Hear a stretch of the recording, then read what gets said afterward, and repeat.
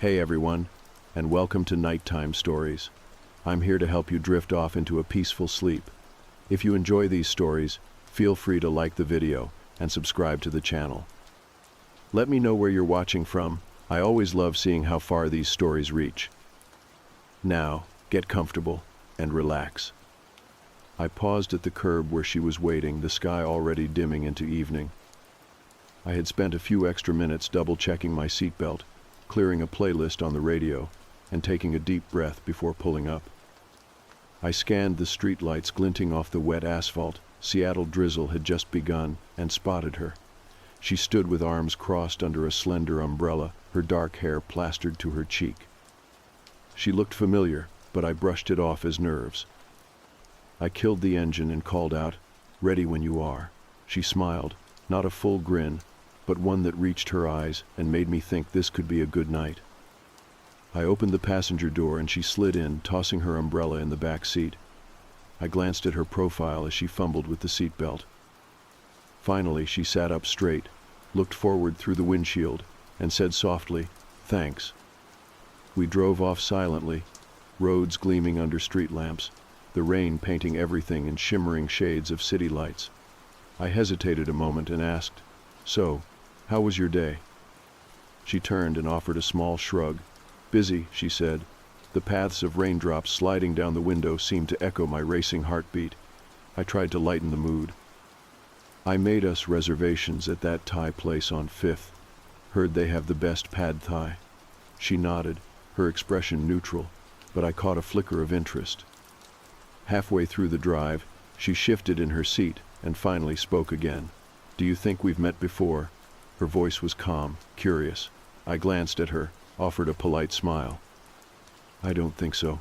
She waited like she was expecting something, so I added, "At least I don't remember." Silence returned. Her gaze drifted to the window as she said, "That's what you said last time, too." I froze. Her words hit like a punch. "Last time?" I asked, voice unsteady. The lights from a storefront flashed across her face. She turned to look at me. Her lips curved in a smile that did not reach her eyes. In that moment, they looked empty, like mirrors reflecting nothing. I swallowed hard. This wasn't how a first date was supposed to feel. "That's what you said last time," she repeated, voice deeper, colder, almost hollow. The tone was wrong. Something in me twisted at the edge. I looked away, trying to calm the sudden rise of panic, but the rain felt sharper, more pointed. The world outside the windshield seemed to tilt slightly, and I realized I did know her. But I had never seen her face before tonight. I pulled into the parking lot and turned off the engine. The silence in the car was thick, oppressive. My hand hovered over the door handle before I spoke. "I'm not sure what you mean." My voice sounded too loud in the confined space. She leaned closer, her hand resting on my arm. "You didn't get away then, either," she said in that same empty tone, voice eerily calm. My breath caught. I realized in that moment I had to find a way out, had to think fast. My pulse pounded in my ears. I blinked at her. She stared back with an unsettling fixity. I swallowed hard. Maybe I don't know. I unbuckled my seatbelt. "Listen, I should step out for a second." She frowned, the corners of her lips twitching. She seemed hurt. It made my chest tighten. "I'm sorry." I opened the car door and stepped out. The air hit me with cold moisture that stung my cheeks. I leaned against the car, heart hammering. Her seatbelt clicked as she got out. I jerked my head up. She walked around to the driver's side and stood there. In the parking lot lights, I saw her eyes glint. She pushed the door open and slid in as if she owned the space. Before I could react, she revved the engine and the car lurched forward. My legs launched into movement as I ran. Rain pounded on my face as I sprinted across the lot. My heart felt like it might burst. She followed steadily, turning the car slowly to stay aligned with me. My shoes slipped on the slick pavement. I almost fell. My phone was in my pocket, but I couldn't think about dialing just yet. I was already too late. I reached the bushes lining the lot's perimeter and dove behind them. I pressed my phone to dial 911, but the rain made the screen unresponsive. My breath came in shallow bursts. I realized then that the worst part wasn't the car or her, it was the memory. There was something going on here I couldn't grasp. She stopped the engine finally. The car idled behind a row of hedges, headlights fixed on my hiding spot, shining persistently. I could feel her eyes through the metal bed of the vehicle. The rain blurred the beams, made them look alive. I dropped to the ground, pulled the hood of my jacket up, and dialed numbers between shivering breaths. The cold metal door creaked once before the car door shut, and the rain swallowed the engine's hum. The car had stalled. I scrambled upright, sprinted across the lot toward the far gate. Every step rang in my ears. My phone finally connected, voice trembling as I spoke to the dispatcher. "I need help. I mean the date, just got out of my car after I told him to stop and left me here. My voice cracked. The rain muffled the words. Sirens wailed somewhere distant. I sprinted again, toward the exit, toward anything that might get me out of tonight. The rain hadn't stopped. It slid down my jacket, soaked through my jeans, and stung my eyes as I ran. My breath came out in fast bursts that puffed into the cold Seattle air. Every time I looked behind me, I saw nothing but shadows and the fading echo of headlights. She was gone. The car was gone. But the feeling of her presence clung to me like smoke. I kept running until the shape of a gas station emerged through the mist. Yellow lights buzzed against the gray sky and offered a momentary sense of safety. I pushed through the door, drenched and gasping. The clerk behind the counter looked up, startled. He was a younger guy, probably in his early 20s, holding a mop. I must have looked like I'd crawled out of a storm drain. I went straight to the counter, gripping the edge. "Can I use your phone?" I asked, though my voice cracked more than I expected it to. The guy looked unsure, but eventually handed over a landline. "You good, man?"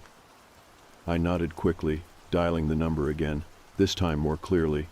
The dispatcher from earlier picked up, and I gave a more coherent version of the story.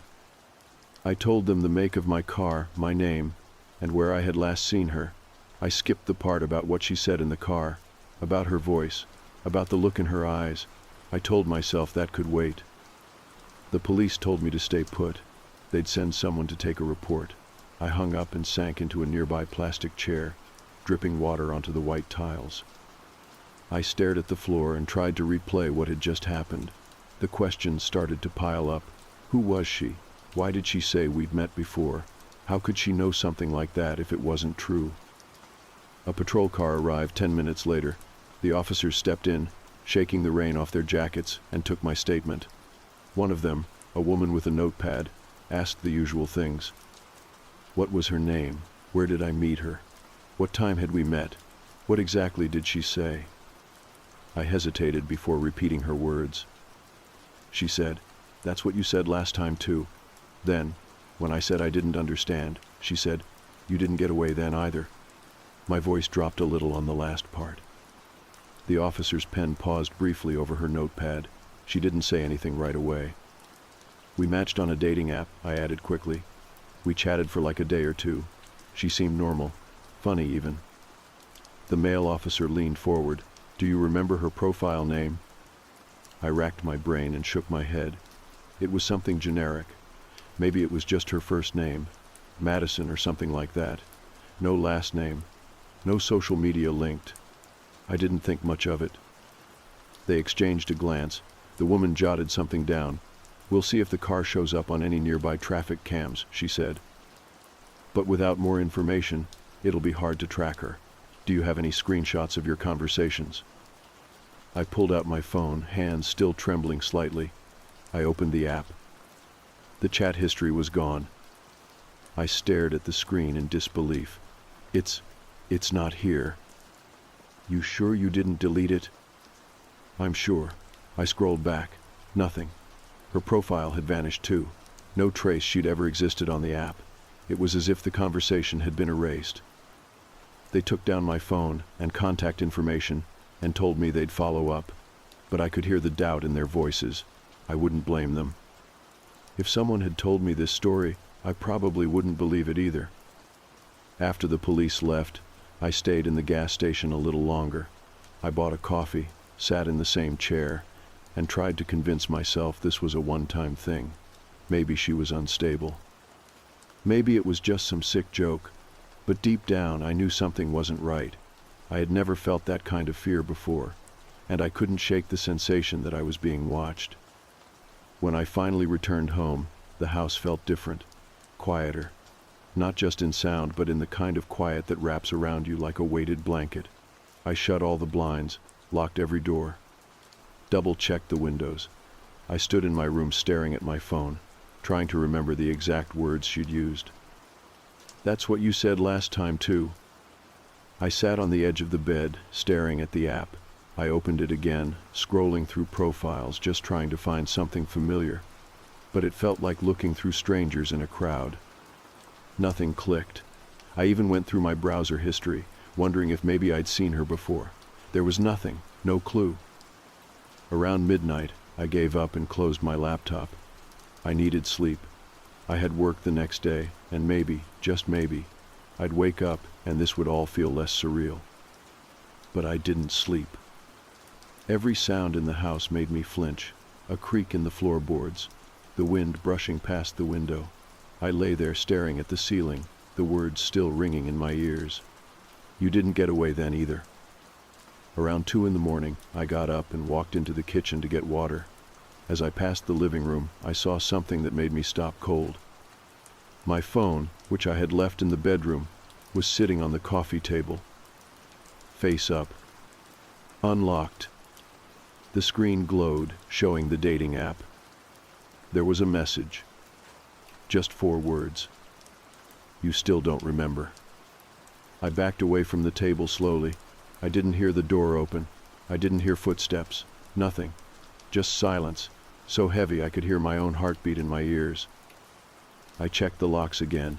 The door was still bolted, all windows closed. I turned off the phone and carried it back to my room like it was made of glass. I set it on the dresser and sat back on the bed. Then I remembered. My phone had facial recognition, and I had been alone. Or at least I thought I had. I didn't sleep after that. I lay there in the dark, staring at the ceiling, my phone turned off and shoved deep in the drawer beside my bed. The silence in the room had changed. It was not just the usual kind of quiet. It had weight, like something was waiting, watching. I kept thinking about the message. "You still don't remember."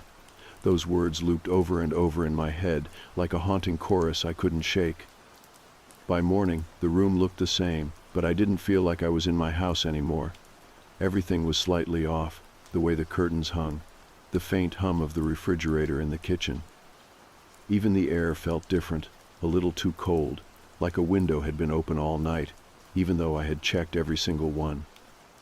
I got dressed and left the house before sunrise. I didn't even make coffee. I just grabbed my bag and left, like if I stayed a moment longer, something would happen that I couldn't come back from. I drove to work, barely remembering the roads I took.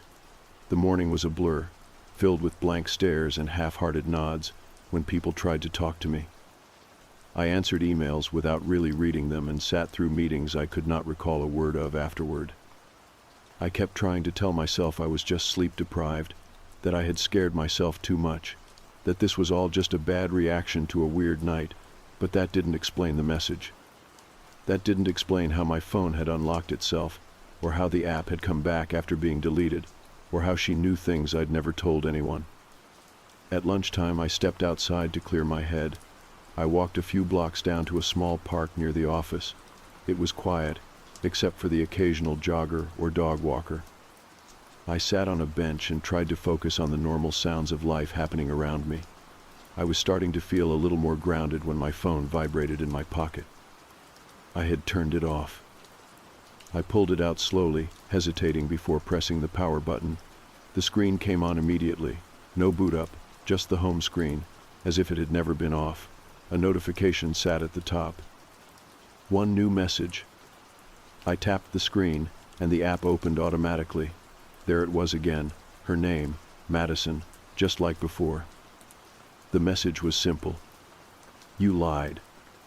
I stared at the screen, unsure what to do. I didn't respond. I couldn't. I exited the app, But before I could even lock the screen again, it opened on its own. Another message appeared instantly.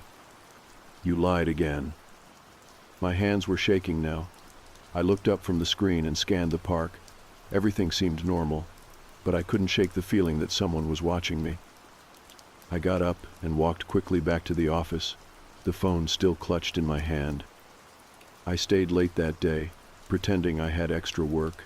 Truth was, I just didn't want to go home. The thought of that quiet, cold house made something tighten in my chest. Eventually, though, I couldn't put it off any longer. I drove back with every window rolled down, letting the noise of the city fill the car, trying to drown out the rising paranoia. When I got home, I went room to room, checking everything again. All the doors were locked, all the windows. Nothing was out of place. Nothing seemed broken or moved.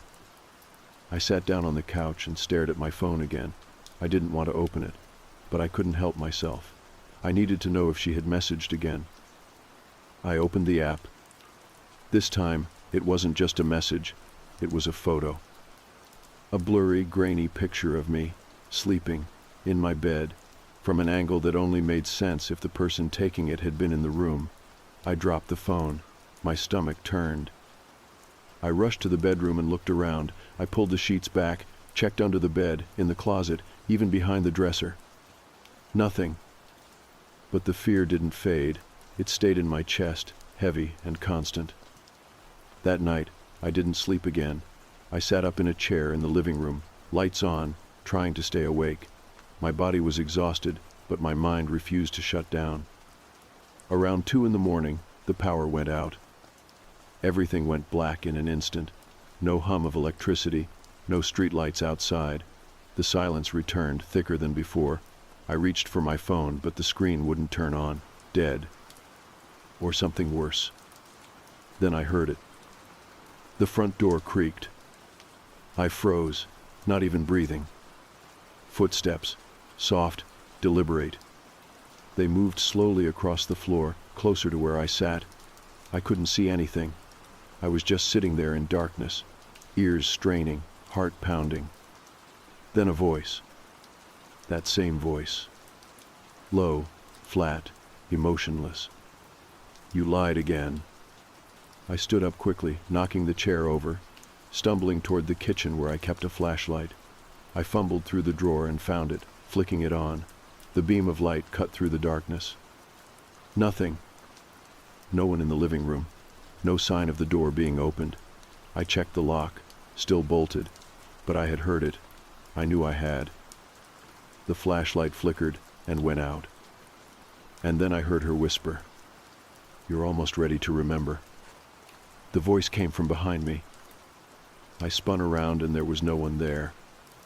I ran. I didn't even grab my keys. I just bolted out the back door and kept running, barefoot, into the night. I stayed in a hotel for 2 days. I didn't tell anyone what happened. Not really. I called the police, told them someone was messing with me. They checked the house, found no signs of forced entry. No evidence of anyone being there. They chalked it up to stress, or maybe a stalker pulling some kind of high-tech prank. But deep down, I knew better. She had been there. She was still there. I did not go back to the house right away. After 2 nights at the hotel, I considered just leaving it all behind. I imagined packing up a single suitcase, quitting my job and driving until I was somewhere so far she could never find me. But then again, whatever this was, it had followed me already. It had shown up on my phone, spoken in my car, broken into my thoughts. Something told me that running wouldn't work. I had to end it. That night, I returned home just after sunset. The sky was a pale orange that faded into gray as I pulled into the driveway. The house looked the same as always, still, silent. But I no longer trusted its stillness. Inside, I left the lights off. I didn't want to pretend anymore. I walked through the room slowly, letting the shadows grow tall around me. I reached for my phone. It had not buzzed since the night I ran. No new messages, no app, no strange photos. But I knew better than to trust the quiet. I went into the bedroom, pulled open the nightstand drawer, and took out the old notebook I used to use before I relied on apps. I needed to put it down, to try and piece it together. Not just for my sanity, but because something inside me kept insisting that the truth had always been there. I had just chosen not to see it. I listed everything, every strange detail, every phrase she had used, her voice in the car, that chilling line, "You didn't get away then either," the app reappearing, the photo of me sleeping, her whisper in the dark, and then, most of all, the words that came just before I ran. "You're almost ready to remember." What was I forgetting? I sat on the floor of the bedroom, back against the wall, and stared at the ceiling as if the answer might be written in the paint. I thought about the idea of memory, of forgetting something so completely it no longer felt like it belonged to you. I thought about trauma, about how the mind can twist a memory into silence. And then it came to me, not like a thunderclap, but more like the gentle unfolding of a memory I had kept buried for years. I was 17, a party, a girl I met outside by the fire pit. She had dark eyes, a soft voice. Her name was Madison. She had offered me a ride home, and we had driven for hours, just talking, laughing. It had felt like we had known each other forever. We stopped by the lake. That part was still blurry, but I remembered flashes. Something happened. We argued. She said something I didn't like, and I got angry. Not violent, never that, but cruel, cold. I left her there, told her to figure her own way home. She never made it back. I remembered the news articles, the searches, the way her picture had been on posters all over town for months. No trace of her was ever found. People assumed she had walked into the woods, gotten lost. Or worse, I remembered how I told myself it wasn't my fault, that I hadn't made her disappear. But I had left her there, alone, at night, in the middle of nowhere. It had haunted me for years, but I had shoved it so deep down it no longer felt real. I had rewritten it in my head as someone else's story, but it had always been mine. And now, it seemed, Madison had come back. I don't know what part of her I was dealing with, if it was guilt made manifest, a spirit tied to something unfinished, or something else altogether. All I knew was that she wanted me to remember. And now I did. I stood slowly, notebook still clutched in my hand, and walked to the mirror. For the first time in weeks, I looked directly at myself. I expected to see something behind me, her, waiting. But there was nothing. Only me. And yet, I could feel her, that quiet presence just beyond the edge of sight. "I remember," I said aloud. The air in the room shifted, warmer, softer. I turned slowly, half expecting the lights to flicker or some shadow to stretch across the floor. But nothing happened. No voice.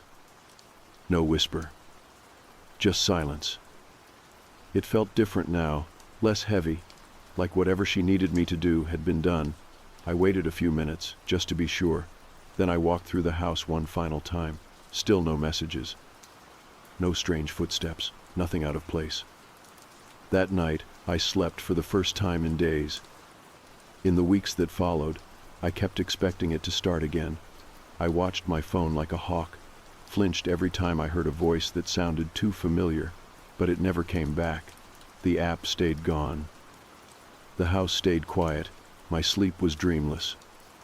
Eventually, I began to live again, really live. I reconnected with old friends, spent more time outside, learned to breathe without waiting for the air to turn cold. I never stopped thinking about Madison, though. I looked up the old news stories, reached out to her family. I didn't tell them everything. I just said I had seen her that night, and that I had left before she disappeared, that I should have said something back then. They didn't say much in response, but I think they appreciated hearing from me. Closure is a strange thing. Sometimes it doesn't come with answers. Sometimes it just comes with acknowledgement. Now, sometimes late at night I still feel her, not in a haunting way, just present, like a memory watching from a distance, not angry anymore, just there. And me, I never used the dating app again. Some matches are not meant to be made. And some things, once you remember them, they never really leave you. Looking back, I feel really stupid. Like, not just oops stupid, but full on, how did I not see this coming, kind of stupid. I should have known that apartment was too cheap to be anything but a mistake. Even for a one-room studio in a borderline part of town, I should have known there was some kind of catch. The day I moved into Birch Hollow Apartments was a total blur. I didn't want help from anyone, especially not my sister, who already thought I wasn't cut out to live on my own. So I loaded everything into the rental car myself and hauled it all up to the 4th floor one trip at a time. By the time I finished, my arms felt like wet noodles, and my spine felt like it was trying to fold in half. I collapsed on my bare mattress, no sheets or anything, just laid there staring at the ceiling fan like it might start speaking to me. I was sweaty, my forehead was sticky, and I felt so gross I didn't even want to touch my own face. I wiped my hands on my shirt and cursed under my breath. That's when someone knocked on my door. I jumped, genuinely startled. For some reason it hadn't even occurred to me that someone might want to say hello. I sat up on my elbows, already annoyed at the intrusion, and realized I had left the front door wide open. Not just unlocked, but fully open, like an invitation. Dumb mistake. You'd think I was a freshman in a dorm trying to make friends. 2 girls were standing right in the doorway, peeking in like they weren't sure if they were welcome. One was a black girl with short box braids and a cigarette tucked behind her ear. The other had bleached curls, streaked green at the tips, and these round red glasses that made her look like she stepped out of a vintage clothing ad. "Hey," the one with the braids said. Her voice had this sort of smoky rasp, but it wasn't unpleasant. "You just moved in?" I laid back down and rubbed my face with both hands. I didn't want to be rude, but I also wasn't in the mood to chat. "Yeah," I mumbled. "Just got here." "Cool." They walked in without asking, like, full-on strolled into my apartment, even though I was clearly mid-breakdown and surrounded by boxes and junk. The girl with the green hair picked up a little porcelain turtle from one of the boxes and turned it over in her hand. "My aunt gave me that," I muttered, feeling defensive for no reason. "It's cute," she said, holding it up like she was inspecting it. The one with the braids wandered over to the window and peeked through the blinds. "Did they tell you the rules yet?" I blinked. "Rules?" "Lena," the green-haired girl cut in. "You're supposed to say your name first, remember?" "Oh, right." The girl at the window turned around and gave me a lazy smile. "I'm Lena. That's Rue." Rue gave me a small wave with her fingers, then put the turtle down and flopped onto my only chair like she lived there. I just stared at them. This was not what I needed after dragging up my entire life in cardboard boxes. I hadn't even found where I packed the toilet paper. "My name's Briar," I finally offered, mostly just to get them to shut up. Lena stepped away from the window and sat cross-legged on the floor, tugging the cigarette out from behind her ear. "You'll want to know about the rules, Briar, because they matter." "What rules?" I asked, still not sure if they were messing with me. Rue shrugged. "Something happens on this street, every night. It's always someone different, but they all do the same thing." "What thing?" "They scream," Lena said, and there was this weird sparkle in her eyes like she was telling a ghost story. "They scream for help. They walk down this block right outside your window and beg for someone to let them in, but no matter what, you can't help them." I let out a dry laugh. "Okay, that's what? Some kind of creepy tenant hazing thing?" "You don't have to believe us," Rue said. "You'll see for yourself. Probably tonight." They weren't laughing. That was the part that unnerved me a little. Their expressions weren't smug or jokey. Lena had this serious edge in her voice now, and Rue suddenly looked very tired. "Why can't we help?" I asked. "We just can't," Lena said, not looking at me. "We don't know why. That's just how it is." There was a silence, and I didn't know what to say to fill it. My brain wanted to laugh it off, but something about their energy made me hesitate. They weren't trying to scare me. If anything, they seemed almost resigned. Lena stood up and dusted off her jeans. "We'll come back later, when it starts." I opened my mouth to say something, but they were already out the door. They came back that night, this time with two guys I hadn't met. One had shoulder-length hair and a denim jacket with patches sewn onto the back. He looked like he hadn't slept in a while. The other was tall and skinny with pale skin and a lazy posture. They introduced themselves as Micah and Dez. Rue brought a bottle of cheap wine and a new pack of cigarettes. They all sat cross-legged on my floor in a semicircle, like it was some kind of ritual. "You all live here?" I asked, taking the wine when it was passed to me. "Yep," Micah said. "This is the young person building." "They put us here on purpose," Lena added. "No one over 30. Look around. You won't see a single person with gray hair or a stroller anywhere near this complex." "That's not true," Dez said quietly. "You saw that woman walking a toddler the other day." "She was visiting," Lena snapped. "That's different." I listened to them argue, sipping wine and trying to keep up. It was weird, but not the worst night I'd had. I liked that they weren't trying to impress me. They weren't even trying to be polite. It felt honest. At some point we went quiet. The wine was halfway gone. Rue lit another cigarette and passed it to me, and I was starting to feel comfortable in a way that kind of scared me. Then our phones all buzzed at once. It wasn't a text. It wasn't even a normal alert. The sound was deafening, like a city-wide emergency signal. My heart skipped, and I pulled my phone out. One message. "Do not interfere." Lena didn't say a word. She just pointed toward the window. I turned around and saw the blinds twitching in the breeze. I moved closer, just enough to see outside. At first, there was nothing. Then I heard it. A voice, faint and trembling. "Help me." And it was getting closer. At first I couldn't see anything. The street below looked totally normal. Empty sidewalk, a few flickering lights, some overgrown bushes in front of the neighboring building. I leaned a little closer to the glass, trying to peer through the gaps in the blinds. It took me a second, but then I saw it. A figure.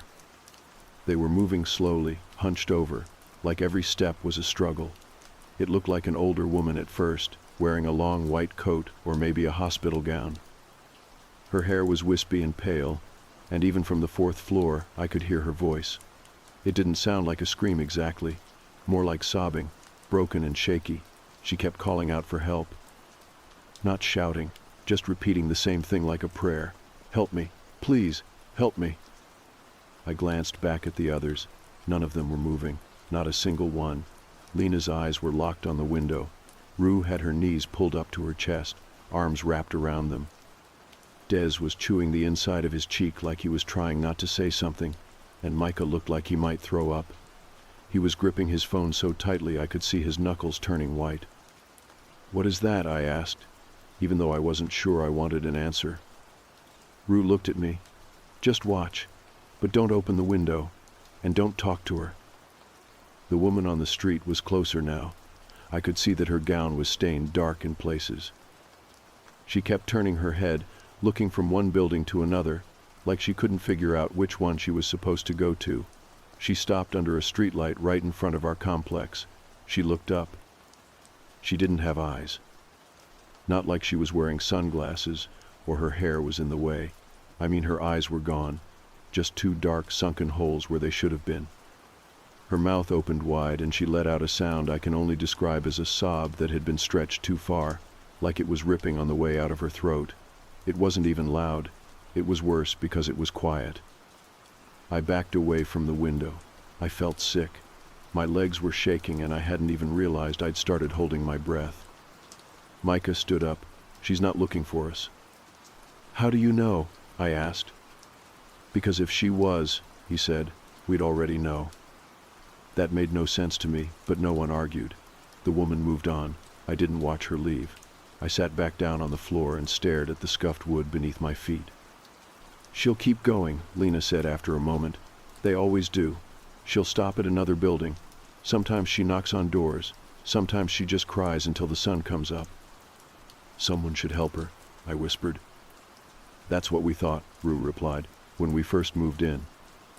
I looked around the room, trying to figure out if this was some kind of weird joke, but they all looked so tired, not scared exactly, just worn out, like they'd had this conversation too many times already. "I thought this place was just old," I muttered, creepy in that run-down, abandoned tile kind of way. Not this." "Everyone thinks that," Des said, finally speaking. "No one moves here because they like it. You end up here. You don't choose it." I wanted to ask more, but I was exhausted. It had been a long day, and now my brain felt like it was short-circuiting. I stood up and dusted off my jeans. "I'm going to go to bed," I told them. "Yeah," Lena said. "That's probably best." They left without much noise, just a few murmured good nights and a reminder to keep the blinds closed. When the door shut behind them, I stood in the middle of my apartment for a long time, not moving, just listening. The building creaked and shifted like old buildings do. Pipes groaned, maybe from someone using their shower, or maybe not. I didn't know what to believe anymore. Eventually I made it to bed, still without sheets, and pulled my jacket over my body like a blanket. I didn't sleep. I just stared at the ceiling until morning. The next few days were strange. I didn't unpack much. I just couldn't find the energy. I kept replaying that night in my head over and over, thinking maybe I had made some of it up. Maybe I'd hallucinated. I hadn't eaten all day after all. Maybe the wine messed with my head. But then it happened again. 2 nights later, around 1 in the morning, I got the same alert on my phone. The same sound, the same message. Do not interfere. This time I didn't open the window. I didn't need to. I heard the voice outside, a man's voice, young-sounding, screaming like he was on fire. Not just words, screaming, then begging, then sobbing, and eventually, nothing. I didn't move from my bed. I curled up and covered my ears. It didn't help. The others started coming around more often after that. Lena brought food once, some kind of greasy takeout in a white paper bag. Rue offered to help me finish unpacking. I let her open a few boxes. We didn't talk about the street. We just kind of ignored it, like pretending it didn't happen would keep us sane. One afternoon I sat on the front steps with May. She had swapped her red glasses for a dark green pair and was sipping from an oversized iced coffee that had gone mostly watery. She didn't say much. We just sat there, watching people walk by. Across the street, a group of kids rode by on bikes. A delivery driver rolled a cart of groceries into the building next door. It all looked so normal. If you didn't know what this place was like at night, you would think this was just another busted part of town. Nothing unusual, nothing dangerous. I wanted so badly to believe that. "I used to live in Coral Hills," I said, not really sure why I was talking. It was loud, cramped, but not like this, not scary, just annoying. May didn't look at me. She just nodded slowly. "You ever think about leaving?" I asked her. "Every day." "So why don't you?" She took a long sip of her coffee before answering. "I think maybe we're not supposed to." I didn't ask what that meant. I didn't want to know. The night of the birthday was when things really started to shift. It wasn't mine. It was for May. She didn't even tell anyone it was coming up, but Rue found out somehow and decided we had to do something. It was a Saturday, I think. The days had started to blur by then. I hadn't been sleeping much, and when I did sleep, I kept waking up in a sweat, convinced I had heard someone screaming outside, even if the alert hadn't gone off. Rue brought the cake. It was small, clearly store-bought, with this lopsided blob of pink icing on top that said, "Happy Birthday, May," in wobbly letters. May groaned when she walked in and saw it. Mateo blew into one of those little party horns that unroll when you puff air into them. It smacked Des right in the face and made all of us laugh harder than we probably should have. "Jesus, you guys," May muttered, her hand pressed over her chest, like she was trying to keep her heart from jumping out. "I hate surprises." "Which is why they're perfect," Rue said, grinning as she pulled her into a hug. "You look great, by the way. 24 looks good on you." 24 feels like being slapped in the face with a wet towel. "That's the spirit," Micah mumbled around the rim of a shot glass, already halfway drunk. I had never really been a party person. Back in college, I always hovered near the exits or hung around outside smoking with the weird kids. I didn't like crowds, didn't like loud music, and didn't really like most people. But this was different. It didn't feel like a party. It felt like hiding. Like we were pretending to be normal people for a little while, the kind that didn't hear monsters on their street at night. The plan was to go out. Bar hopping, Mateo called it. Their tradition, apparently. They said the recommended curfew was 10:30. It wasn't a rule, technically. Just a very strong suggestion. They all agreed that as long as we were back before whatever happened started, it would be fine. I watched them get ready in my apartment. Rue touched up May's eyeliner in the mirror, while Mateo and Micah passed a cheap bottle of something back and forth. I felt like an outsider watching it all, but not in a bad way. I was used to being on the edges of things.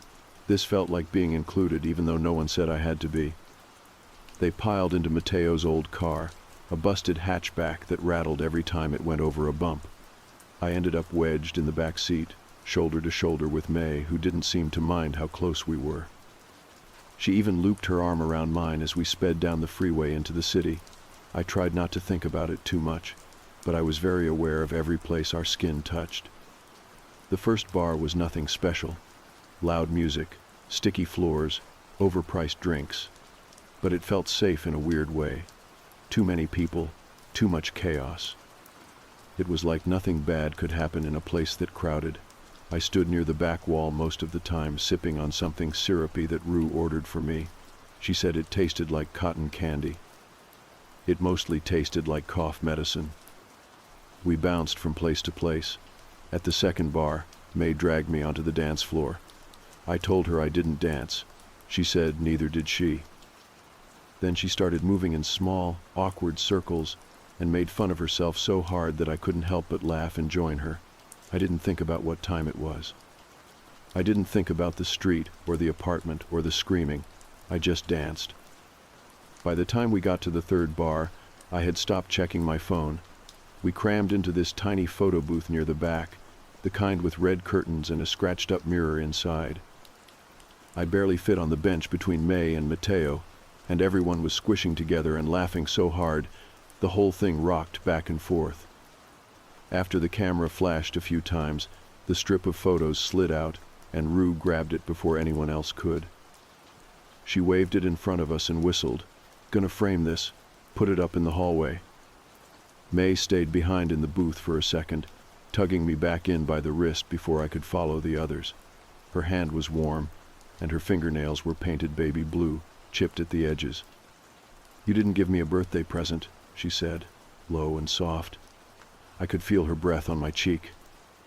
I started to say something dumb, some joke, but before I could finish, she leaned in and kissed me.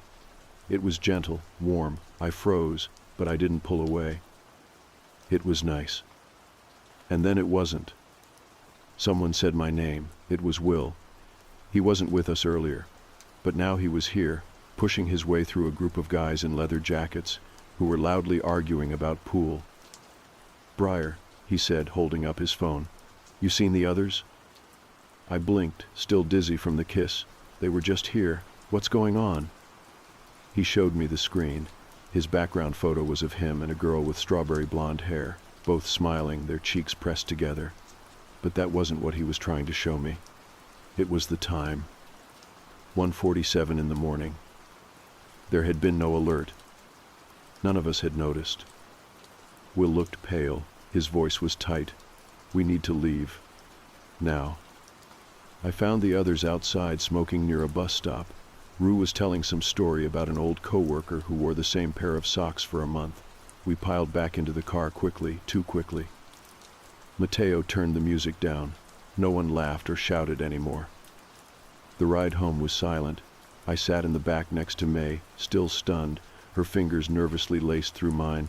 I kept waiting for the sound, for the phones, but it didn't come.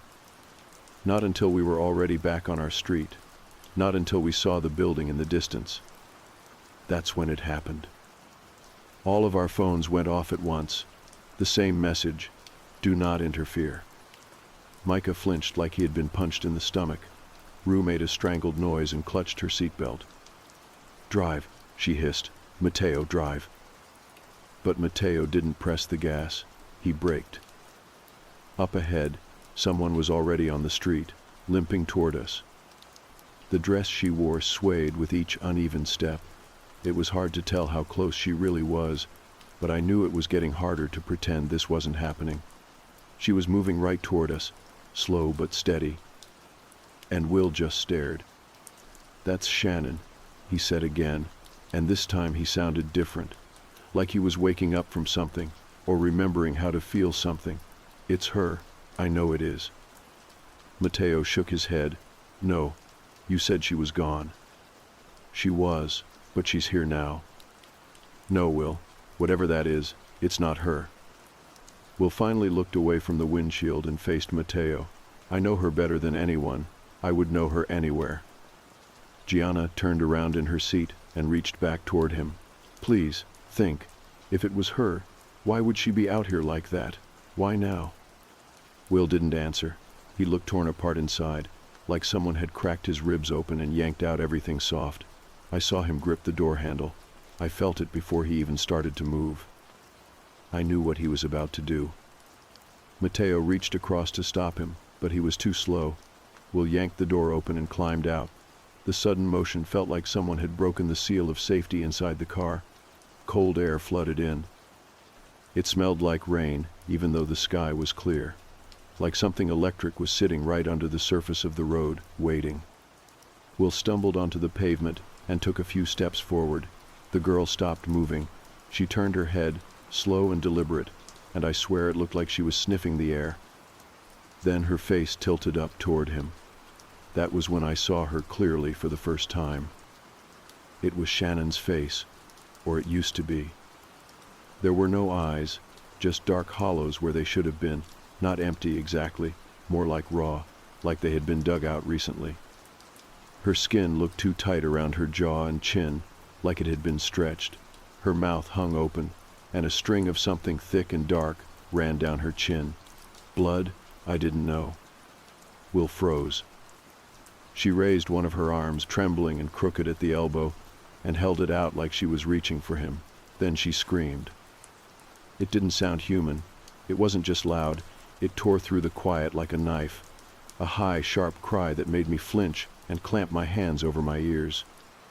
May let out a soft whimper beside me, curling further into herself. Lights on either side of the street flickered, and then turned solid red. I don't mean traffic lights. I mean the actual street lamps. They all shifted at once, like someone had flipped a switch. The whole street glowed like an emergency room. I felt something vibrate beneath the car, like the ground itself was humming. Gianna screamed and reached for the door, but Will didn't come back. "She's afraid," he said, turning to face us, his voice shaking. "She's not trying to hurt anyone. She's scared." Mateo shouted at him, "Get back in the car." But it was too late. Something else had already begun.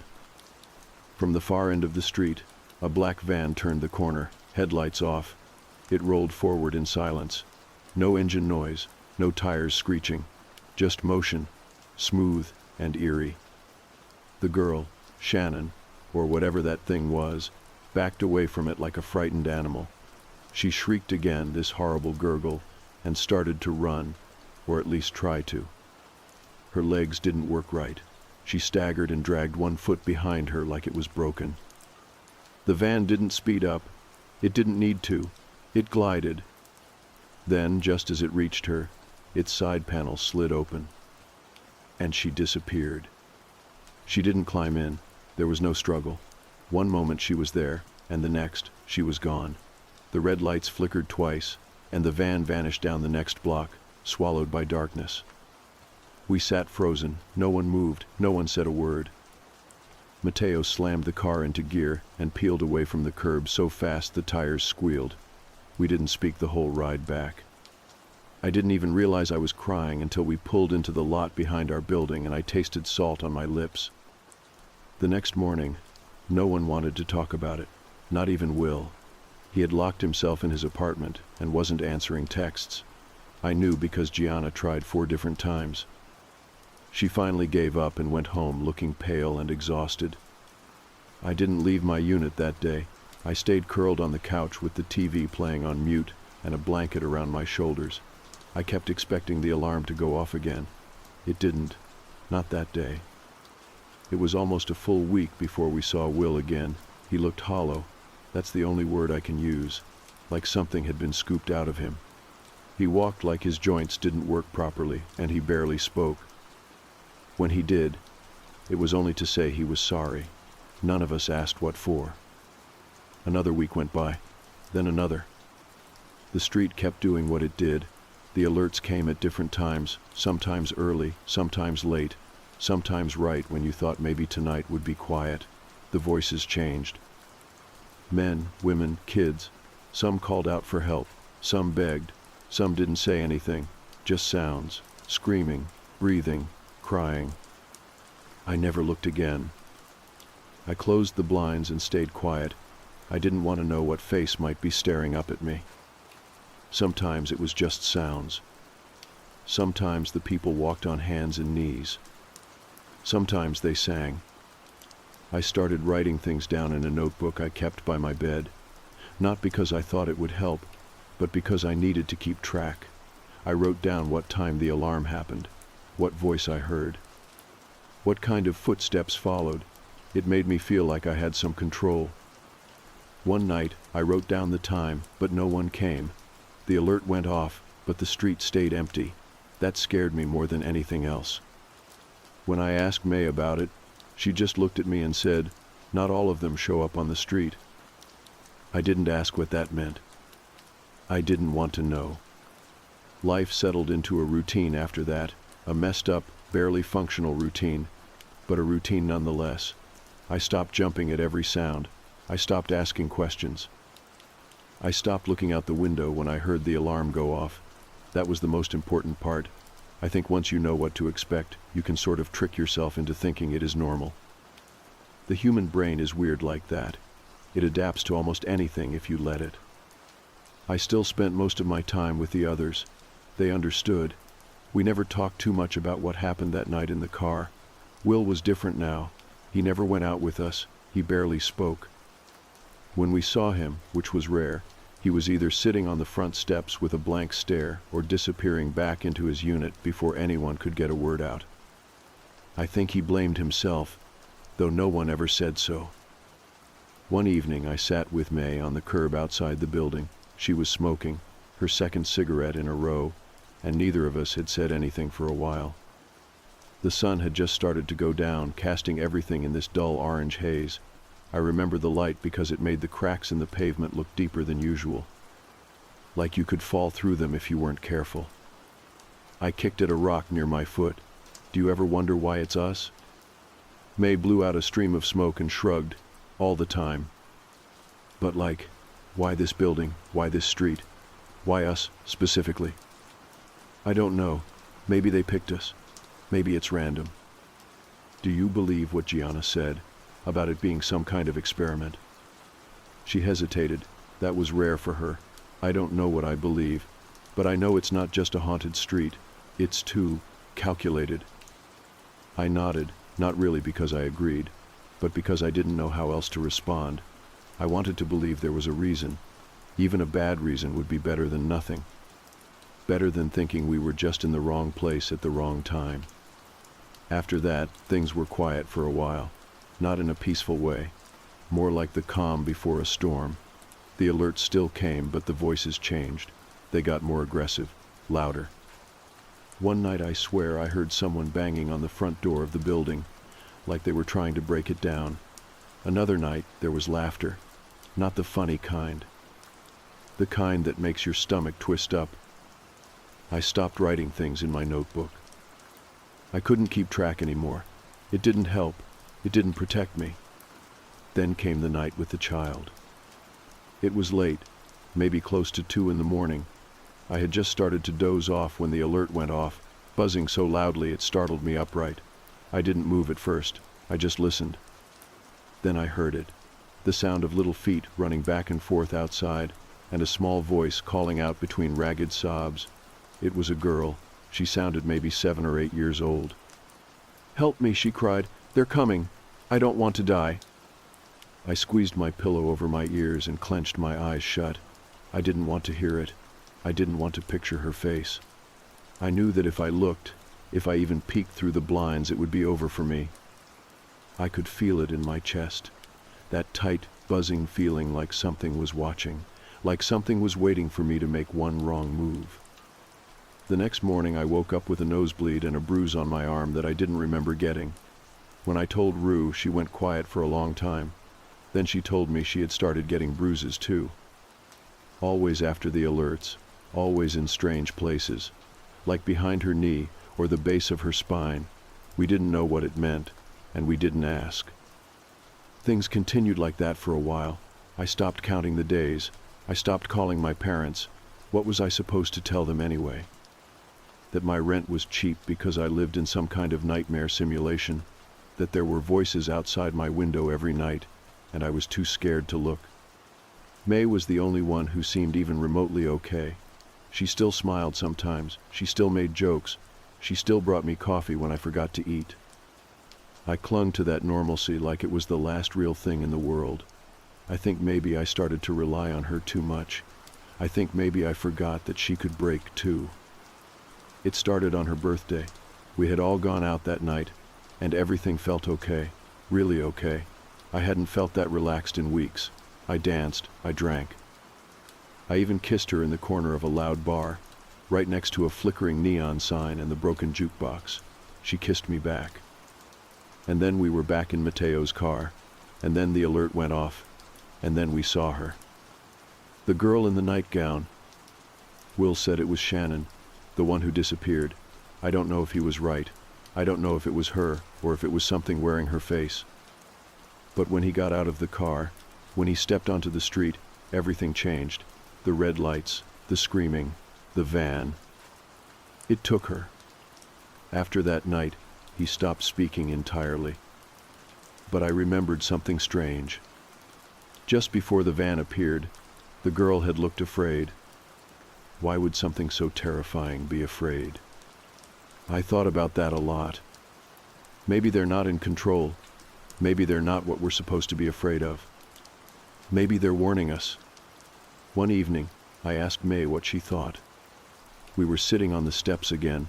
She was staring at the sidewalk like it held the answer to every question we'd ever asked.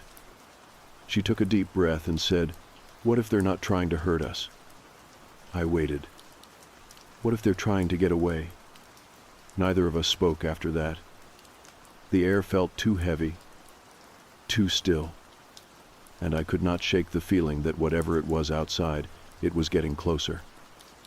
It happened fast, faster than anything that had come before it. I think that was the worst part. The others had always come slowly. Creeping, calling, dragging themselves down the street like they were trying not to be seen. But this one was different. We were all in my apartment that night. May had brought over a deck of cards, and Rue had made this half-burnt tray of boxed macaroni and cheese she was weirdly proud of. Mateo was stretched out on the floor, one arm under his head, and Gianna was perched in my windowsill, smoking with the window cracked just enough for the smoke to curl out. It was the first time in a while that I forgot about the rules. Just for a moment, I forgot to be scared. We laughed. We talked about stupid things. Gianna told this long, rambling story about a guy she once dated who thought milk came from brown cows. May kept making these sarcastic comments under her breath, and every time she laughed, she touched my knee. I could still feel the ghost of her fingers there, even when she wasn't doing it. Then all of our phones went off. Not with the usual buzz, not the standard emergency alert tone. This time it was louder, sharper, like it was coming from inside our heads. We all jumped. Rue dropped her fork. Mateo scrambled upright like he had just been shocked. The room went silent except for that blaring, awful sound. I grabbed my phone and stared at the screen. Do not interfere. That message had never felt more ominous. I looked at the others. No one spoke. Then Gianna slowly slid the window shut and pulled the blinds. May's voice was barely a whisper. It's early. She was right. It wasn't even midnight yet. That had never happened before. The timing was off. Everything felt off. We turned off the lights, sat still, waited. For a while, there was nothing. Then we heard the footsteps. Not soft, not uncertain. These were heavy, fast. They pounded down the sidewalk like someone running full speed. It wasn't just one person either. It sounded like multiple sets of feet, all in sync, charging through the street. I held my breath. A voice cut through the air, a woman's, but it was not begging, not crying. She was screaming, loud and furious, like she was in the middle of a fight. "Get away from me, get away." Another voice followed, low, croaking, "You saw me." The footsteps stopped. It was quiet for a second, then something slammed against the wall outside. We all jumped. I think someone let out a gasp. I couldn't tell who. There was more screaming. Not just one voice anymore, at least three. All tangled together, yelling over each other, shouting things we couldn't make out. Something banged against the metal railing just outside the stairwell. Something else slammed into a car door. I could hear it creaking open, then the sound of something being dragged. May grabbed my hand. Her grip was so tight it hurt, but I didn't let go. Gianna mouthed something at us. I could not read her lips in the dark. Then everything stopped. No more footsteps, no more voices, just silence. For a second, I thought maybe it was over, that maybe whatever just happened had passed us by. But then the doorknob to my apartment started to turn. It didn't jiggle like someone testing it.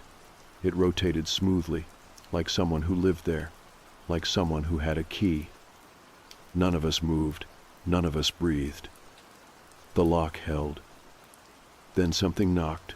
3 soft taps, not rushed, calm, deliberate. Gianna stood up slowly, her eyes locked on the door. The knocking came again, this time a little louder. Matteo stood up too, then May. I followed. The air in the apartment felt thick, like it was pressing against my skin. I heard something on the other side of the door, breathing, slow, uneven.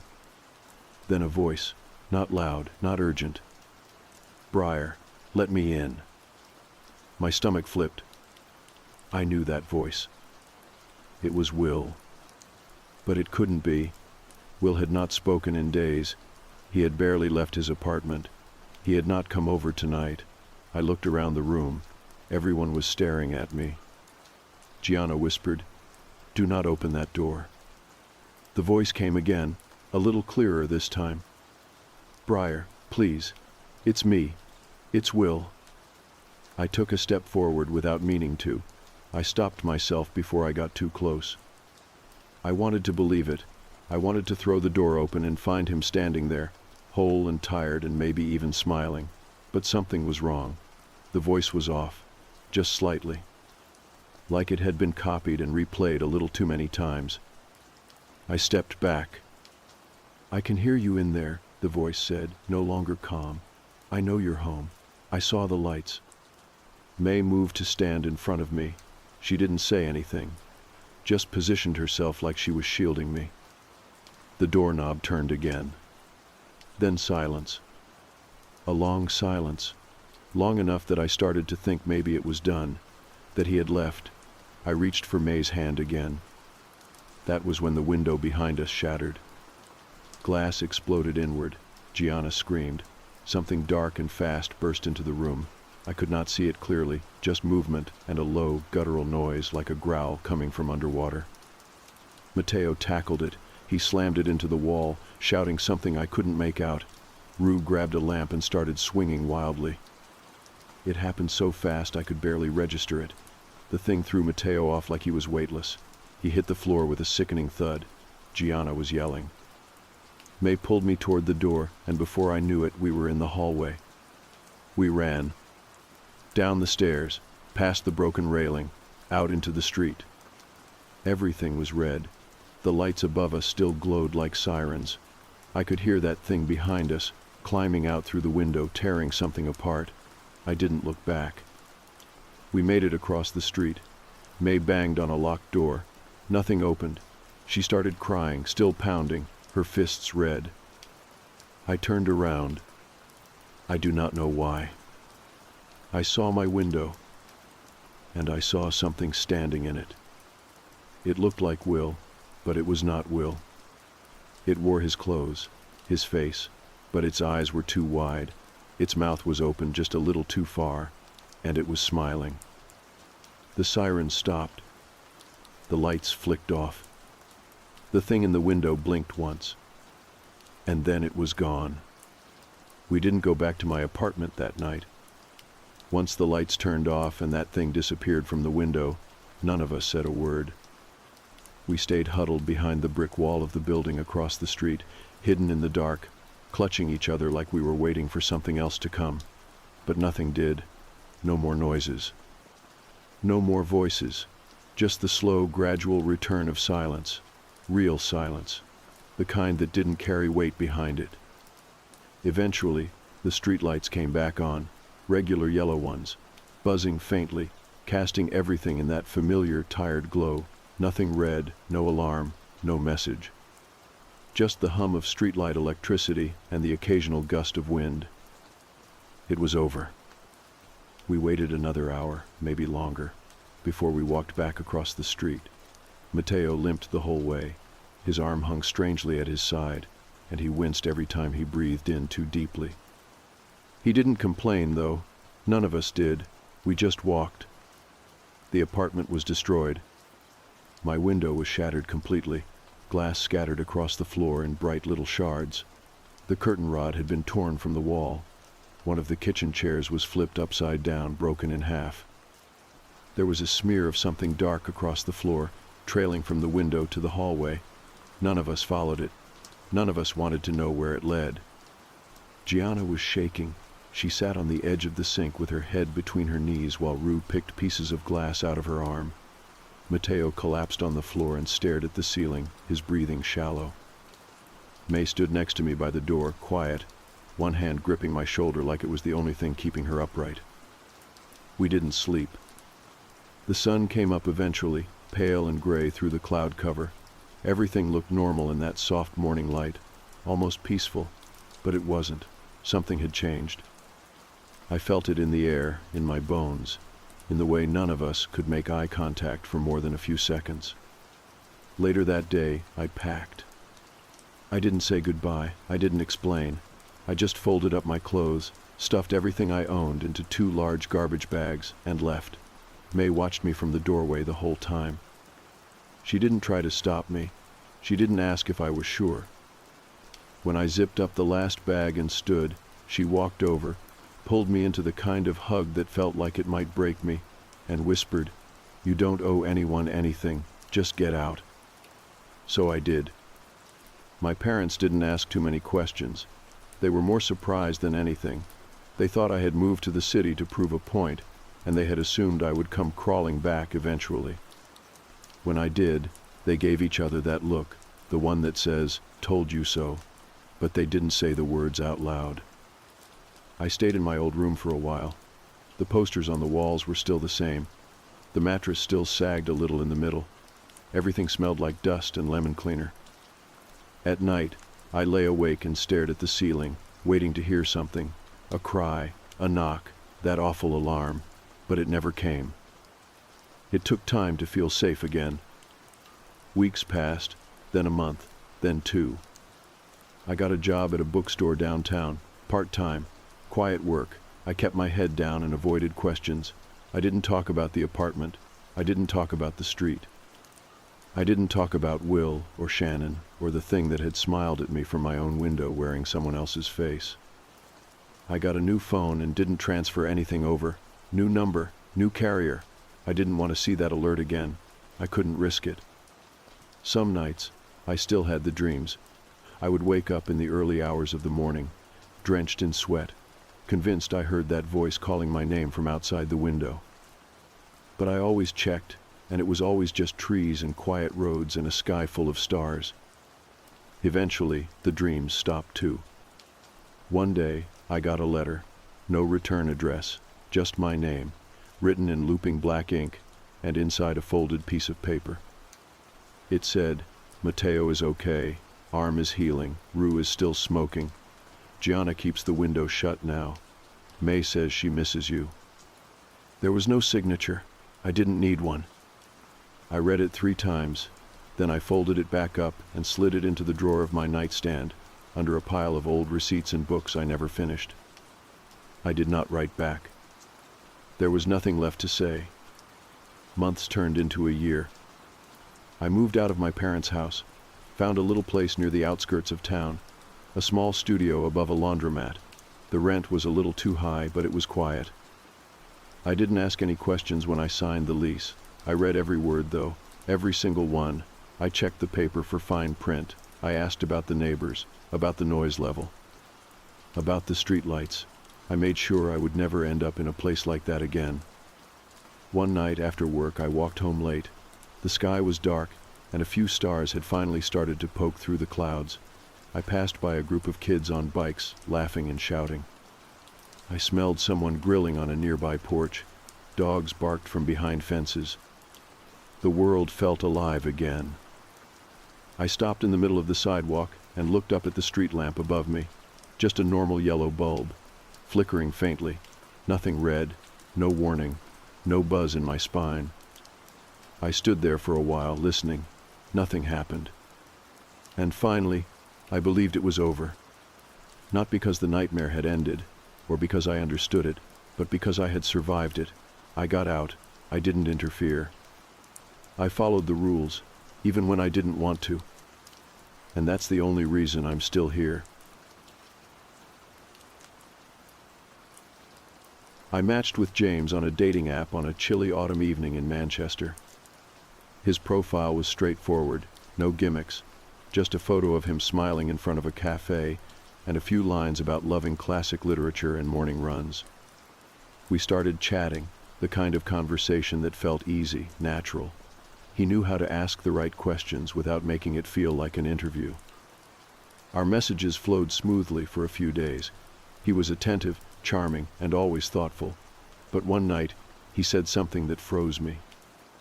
He mentioned a childhood nickname, one I had only ever heard from my mom. It was a name I never shared online, never told anyone else. I was speechless. I asked how he knew, but he just smiled through the text and said, "I know more than you think." The next messages weren't overtly creepy, but they unsettled me. He described the color of my childhood bedroom walls, where I used to go for ballet lessons as a child, the name of my first best friend. Things I'd never typed, posted, or spoken about in public. My heart pounded. I tried to convince myself it was just luck, or maybe he was very good at guessing. But deep down, I knew it wasn't. I unmatched him immediately and blocked every number I had for him. I told a couple of close friends, hoping they'd say I was just overreacting, but then the messages started again. From a new number, different accounts, always with the same chilling undertone. "Don't worry, I already know where you sleep." The night I found a small pile of old school photos on my doorstep, my fear solidified into terror. The photos weren't just random. They were carefully chosen snapshots from my childhood, birthday parties, school plays, candid moments with friends. How had he gotten them? Why had he left them there? Was this a warning or something worse? I locked every door and window, but the feeling of being watched clung to me like a second skin. Every creak in the house, every shadow that flickered just beyond my sight made my breath catch. I installed cameras, changed my routine, but it never stopped. It was like he was always there, always waiting. The police were sympathetic but helpless. They said there was no evidence of break-ins, no clear way he had obtained the photos, or knew those intimate details. Their words offered little comfort when the sense of being followed seeped into my daily life. Days slipped into weeks. The messages stopped, the photos stopped, but the fear never left. I began to question my own reality. Was he truly gone, or had he simply stepped into the shadows, watching, waiting for me to slip up? I would catch glimpses of movement just beyond the window, or hear faint footsteps when I was alone. Every night as I lay awake, the silence felt heavier, as if it were hiding something just out of reach. The truth is, I don't know if I will ever be free from this. The man who knew things I never shared has disappeared, but his presence lingers. It's in every whisper of the wind, every flicker of the streetlight outside. He's become a shadow stitched into the fabric of my life, a mystery that the police cannot solve and that I cannot escape. After the photos appeared on my doorstep, I barely slept for days. Every night, I lay in bed staring at the ceiling, my mind racing with questions and fears. How did he get those photos? Who was he really? And most unsettling of all, was he still out there, somewhere close, watching me? The police had promised to do what they could, but with no physical evidence, their hands were tied. It was frustrating, isolating, and terrifying. I started noticing small things around the house that didn't make sense. The front gate, which I always locked, was sometimes left slightly ajar. My keys went missing for hours before mysteriously reappearing. The curtains that I swore I had drawn would suddenly be wide open, letting in the streetlights and shadows from outside. Every time I checked my phone, I'd find strange messages from unknown numbers, each one just a few words. "I see you. Still watching. Remember me." I told myself to stay calm, to rationalize the things I couldn't explain, but it was impossible. The tension wound tighter around me every day. I stopped going out at night. I stopped answering calls from unknown numbers. I even changed my social media settings to private, removed photos, and stopped posting anything personal. But none of it seemed to matter. One evening, I was working late at my laptop when I heard a soft knock on my front door. My heart jumped into my throat. Who could it be at this hour? I peered through the peephole and saw no one. Just the empty porch, lit only by the flickering street lamp. I took a deep breath, trying to steady myself. When I opened the door cautiously, there was nothing there except a small envelope resting on the welcome mat. I picked it up, my hands trembling. Inside was a note, written in neat, familiar handwriting. "I'm closer than you think." The words sent a chill down my spine. I wanted to throw the note away, to pretend it never existed, but I couldn't. There was something about it that felt like a challenge. Like he wanted me to know he was still watching, that he had control, and I was helpless. The next day I went back to the police. I showed them the note, explained everything in detail. The officers listened patiently, but their expressions were unchanged. No leads, no suspects, no proof. They said they'd increase patrols in my neighborhood, suggested I install better security cameras, and stay with a friend if I felt unsafe. But I wanted more. I wanted answers. I wanted to feel safe again. Friends and family noticed the change in me. My best friend Emma tried to talk to me, but I pushed her away. How could I explain the gnawing fear I felt when someone so close to me was the source of it all? How do you tell people you matched with a stranger who somehow knew your deepest secrets and now haunted your every step? One night, as I lay in bed, I heard faint footsteps outside my window. I froze, listening. The footsteps stopped, but then there was a soft whisper, barely audible, as if someone was just outside the glass. I held my breath and tried to convince myself it was the wind, but it wasn't. It was a voice calling my childhood nickname, the one only my mom ever used. I didn't sleep that night. I sat by the window, watching the empty street, waiting for any sign of movement. But the street remained silent. The only sound was the distant hum of cars passing by. I started keeping a journal, writing down every strange occurrence, every message, every feeling. It helped, somehow. Putting my fears into words made them feel a little less overwhelming. I documented every detail, hoping that one day it might help piece together what was happening, or maybe even catch the person responsible. As the weeks passed, the messages and sightings became less frequent. The police had no new updates, and I began to convince myself that maybe it was over. Maybe he had moved on. Maybe I had finally outsmarted him. But the feeling never left. I still felt eyes on me when I walked down the street. I still flinched when my phone buzzed unexpectedly.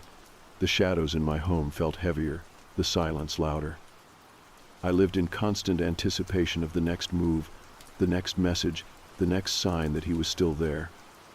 Then, one evening, I got a text from an unknown number that made my blood run cold. It was a photo of me, taken just moments earlier, standing on my front porch. The caption was simple, "I'm right outside." I called the police immediately. They came quickly, checked the area, but found no one. The cameras around my house had been tampered with, footage missing for a crucial hour. They told me to stay at a hotel for the night, but I refused. This was my home, my life. I wasn't going to let fear win. That night, I barely slept. Every creak, every shadow, every flicker of the lights had me on edge. But as dawn approached, I felt a strange calm. Maybe it was exhaustion, or maybe it was the realization that I had survived this far. I knew this wasn't over. I knew he was still out there, somewhere in the dark, watching, waiting, and I didn't know if the police could ever find him, or if I would ever feel safe again. But for now, I was still here, still fighting, still hoping that one day the shadows would lift, and I could finally be free from the man who knew things I'd never posted. The days following the photo message were some of the hardest I had ever faced. Each morning I woke up feeling exhausted, as if the night had stolen more from me than just sleep. The tension was unbearable. I couldn't focus on work, on friends, or even on small joys I used to enjoy. The idea that someone could watch me so closely, know intimate details of my life without my permission, was suffocating. I started installing security cameras around my home, trying to reclaim a sense of control. Each camera felt like a small victory, a barrier between me and the unknown presence lurking outside. I thought the footage would bring me peace, proof that I was not alone in this nightmare, but instead it just showed the quiet streets and the predictable movements of neighbors. Nothing unusual appeared on the recordings, not even a shadow. The police tried to help. They came by regularly, checked my house for signs of forced entry, and promised increased patrols in the neighborhood. But I could see it in their eyes. They didn't expect to find anything either. Without physical evidence, their hands were tied, and my calls became less frequent. Despite the reassurances, the feeling of being watched never left me. Every time my phone buzzed, my heart would skip a beat. Every knock on the door sent chills down my spine. I stopped answering unfamiliar numbers, stopped going out after dark, and barely left my apartment during the day. I became a prisoner of fear, and the walls closed in on me. Friends noticed the change. Emma called often, worried about me, but I kept my distance. How could I explain what was happening without sounding crazy? How could I tell her that I matched with someone online, someone who shouldn't have known anything about me, yet somehow did? That they had crossed every boundary, invaded my privacy, and now haunted my life. One evening, I sat curled up on the couch, trying to distract myself with a movie.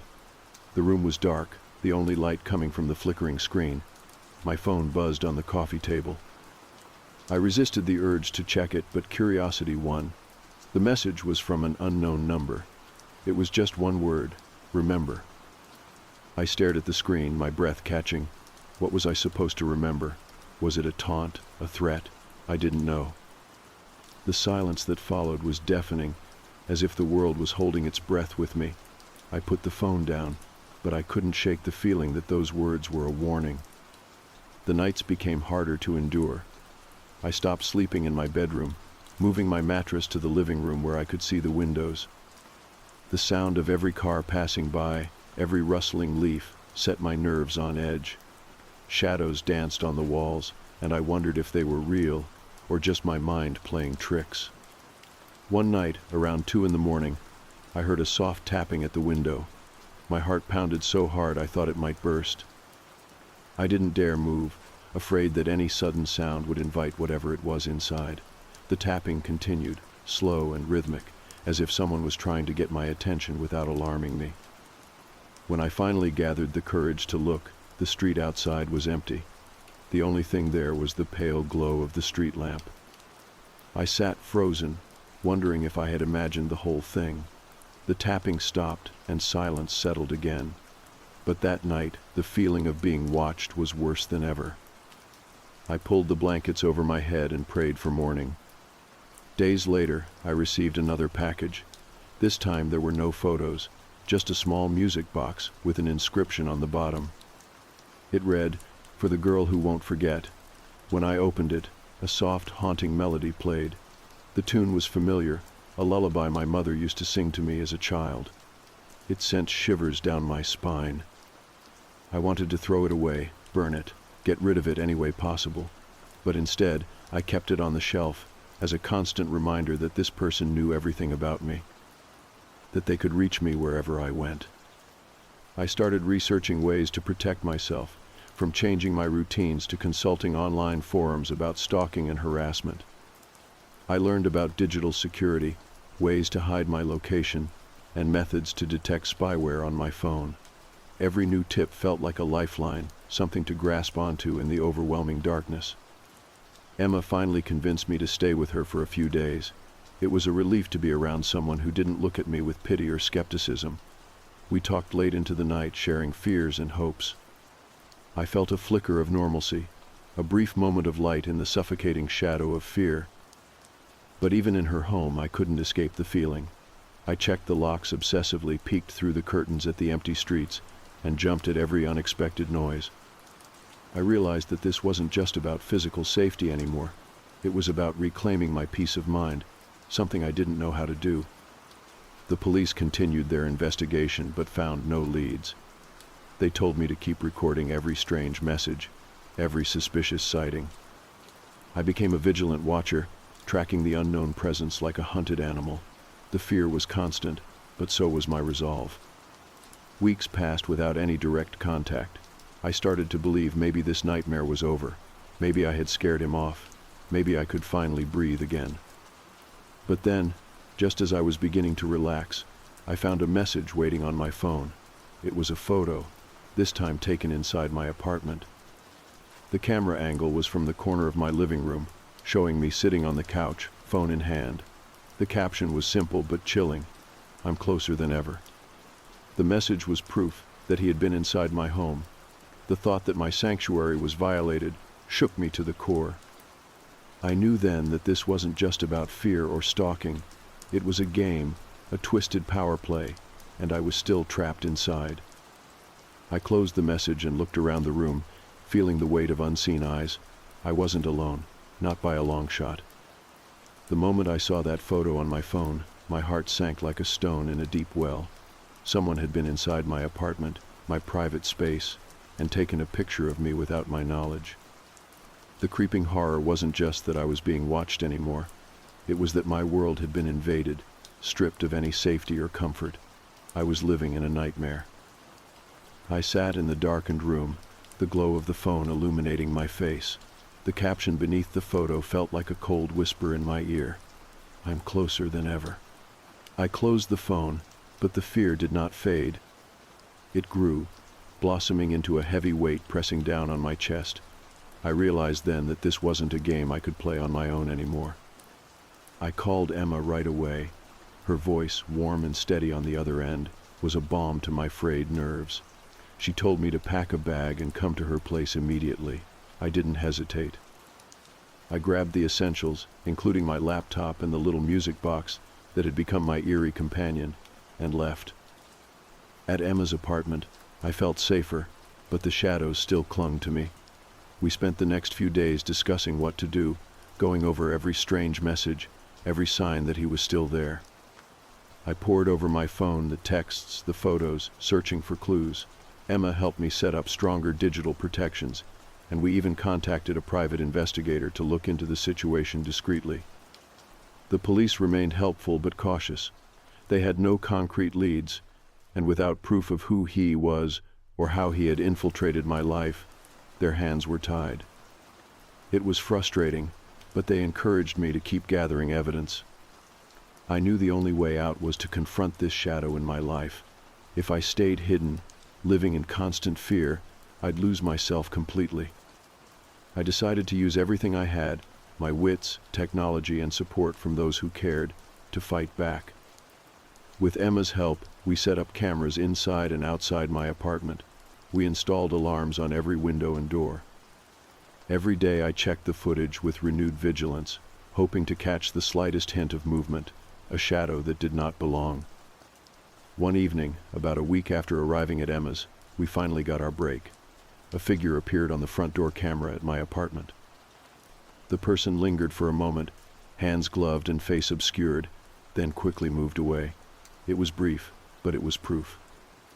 We handed the footage over to the police, and with the investigators' help, they traced the device used to take the photos back to a man named Oliver, a man I had matched with on the app weeks ago. A background check revealed a history of stalking and harassment that spanned multiple cities. The police moved quickly. Oliver was arrested the next day near my neighborhood, found with a cache of personal items stolen from several victims, including a small collection of photos and mementos belonging to me. The relief that flooded me was overwhelming. Finally, the nightmare was ending. But the emotional scars remained. I realized that healing would take time. I started therapy, slowly unpacking the fear and trauma I had carried with me. Emma was by my side through it all, a steady presence reminding me I was not alone. Months passed. I returned to my apartment, fortified and cautious, but determined to reclaim my life. The music box still sat on my shelf, its lullaby a bittersweet reminder of what I had endured and overcome. Though the shadows had followed me home, they no longer controlled me. I had fought back, exposed the darkness, and taken my power back. The experience left me wary but stronger, more aware of the hidden dangers lurking behind familiar screens and friendly faces. I deleted the dating app that had started it all, knowing some dangers could never be predicted or controlled, but I kept my hope. Hope that even in a world full of shadows, light could be found, and that I could find it again, step by careful step. The nightmare had ended, but my story was far from over. It was a new beginning, a chance to live fully and fearlessly, with the hard-won knowledge that safety sometimes comes not from hiding but from standing firm, facing the darkness, and refusing to be consumed. And for the first time in a long time, I felt ready to live again. I remember the first time I saw the footprints in the attic. It was late afternoon when I climbed the narrow stairs, stepping carefully because the last thing I needed was to break my neck in my own home. I had gone up to retrieve an old box of photographs, but halfway through I paused. I heard something, or so I thought. But once I stumbled upon those footprints, 20 of them, shoe prints clearly defined in the dust across the wooden floorboards, I froze. None of those shoes belonged to me or my roommate. The prints were too small to match my sneakers, and didn't align with anyone else's shoes that I'd ever seen in the house. A wave of dread rushed through me. 20 footprints. The attic was just over our bedroom, accessible only through that rickety hatch in the ceiling, the kind of hatch that was meant to remain closed. And yet someone or something had been living up there, living. I called it living because the dust was thick in a couple of spots, as if someone had been walking back and forth between 2 points. Maybe 4 footprints led away from the hatch, faded, so it wasn't a single nighttime visit. That implied repetition. Something rehearsed, something methodical. I backed down those stairs trembling, breathing hard. I needed proof. I didn't tell my roommate yet. I remembered our match on Tinder, Chris, capital C, spelled out cleanly in our chat. Polite messages, polite smile in his pictures, the right amount of quirks. He seemed like a sweet guy, maybe too sweet. That night, I confronted him. He sat across from me at the cafe, wearing the same neutral sneakers I'd seen him in on our first date. The ones I'd joked were too big, but he liked them. I asked him calmly if he'd ever been inside my attic. He frowned. No, he said. No, he'd never stepped foot in my place, let alone my attic. He said he had an irrational fear of heights, anyhow. He looked sincere, but after I'd found those footprints, every polite smile I saw on him felt like a lie. I left, telling him I needed space.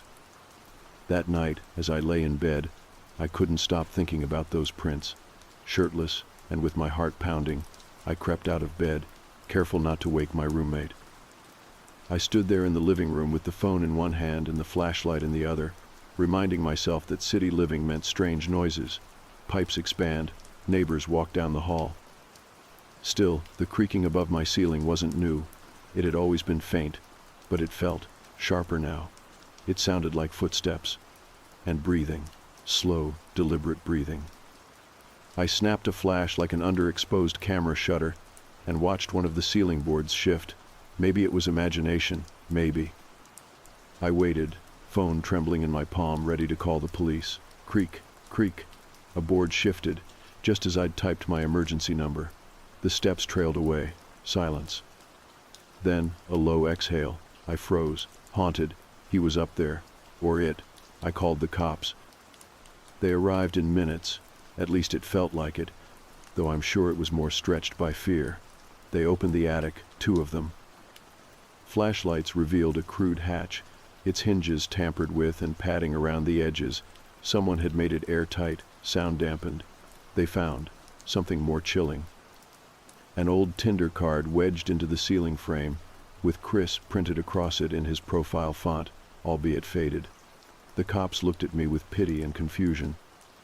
We searched the attic more thoroughly, but there was no one there.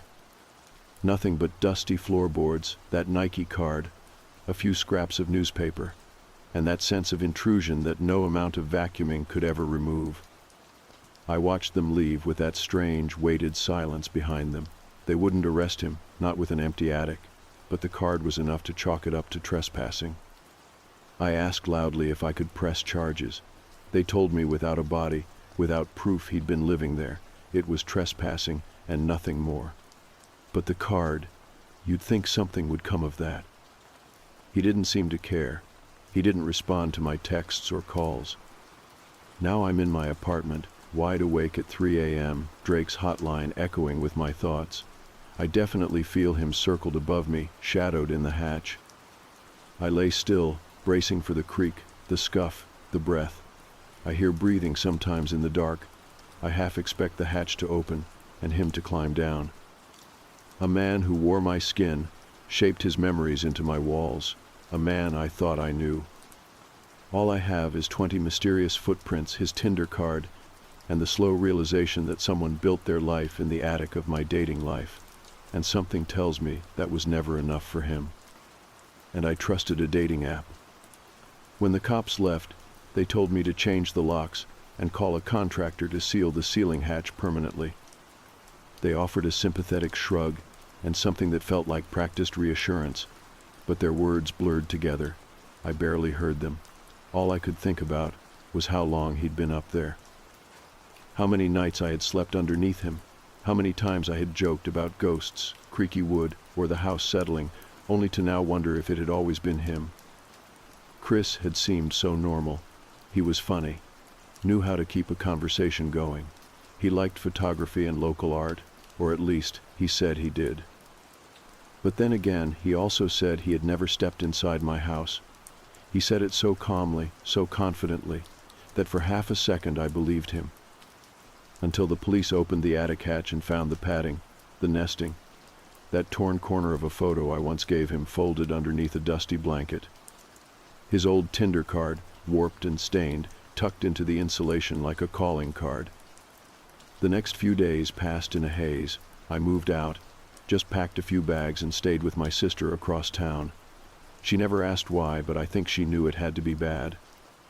I told her it was a pest issue, something about rats or a bad landlord. But that first night in her guest room, I stayed awake, heart thudding at every creak the building made. The heater kicked on, and I nearly jumped out of bed. Sleep didn't come until morning. By the end of the week, I hired someone to inspect the entire house. They said the hatch was cleverly hidden, not new but modified, as if someone had spent time making it more discreet, less noticeable.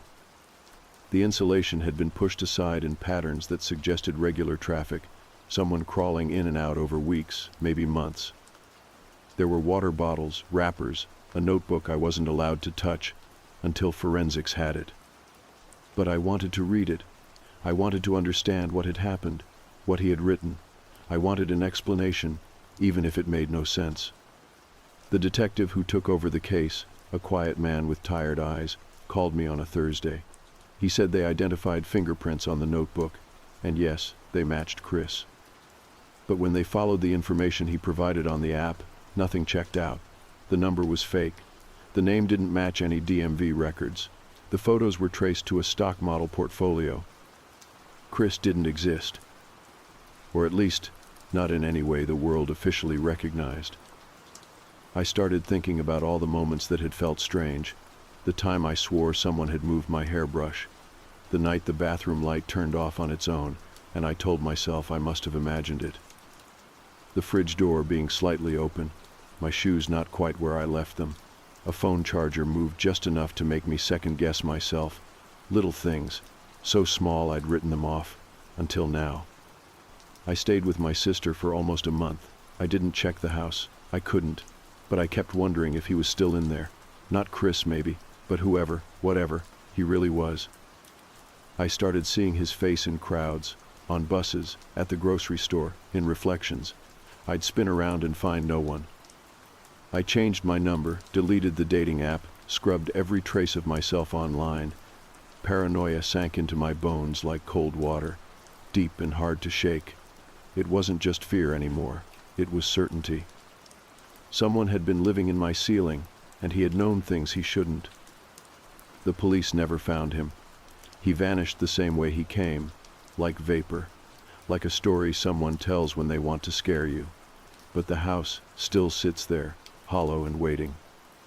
I put it up for sale, but no one's made an offer. Sometimes I dream of it, the attic breathing, the boards creaking, him watching. The notebook finally came back to me, months later. They said it wasn't criminal evidence, not enough to hold anyone. It was returned in a plastic bag, tagged and logged.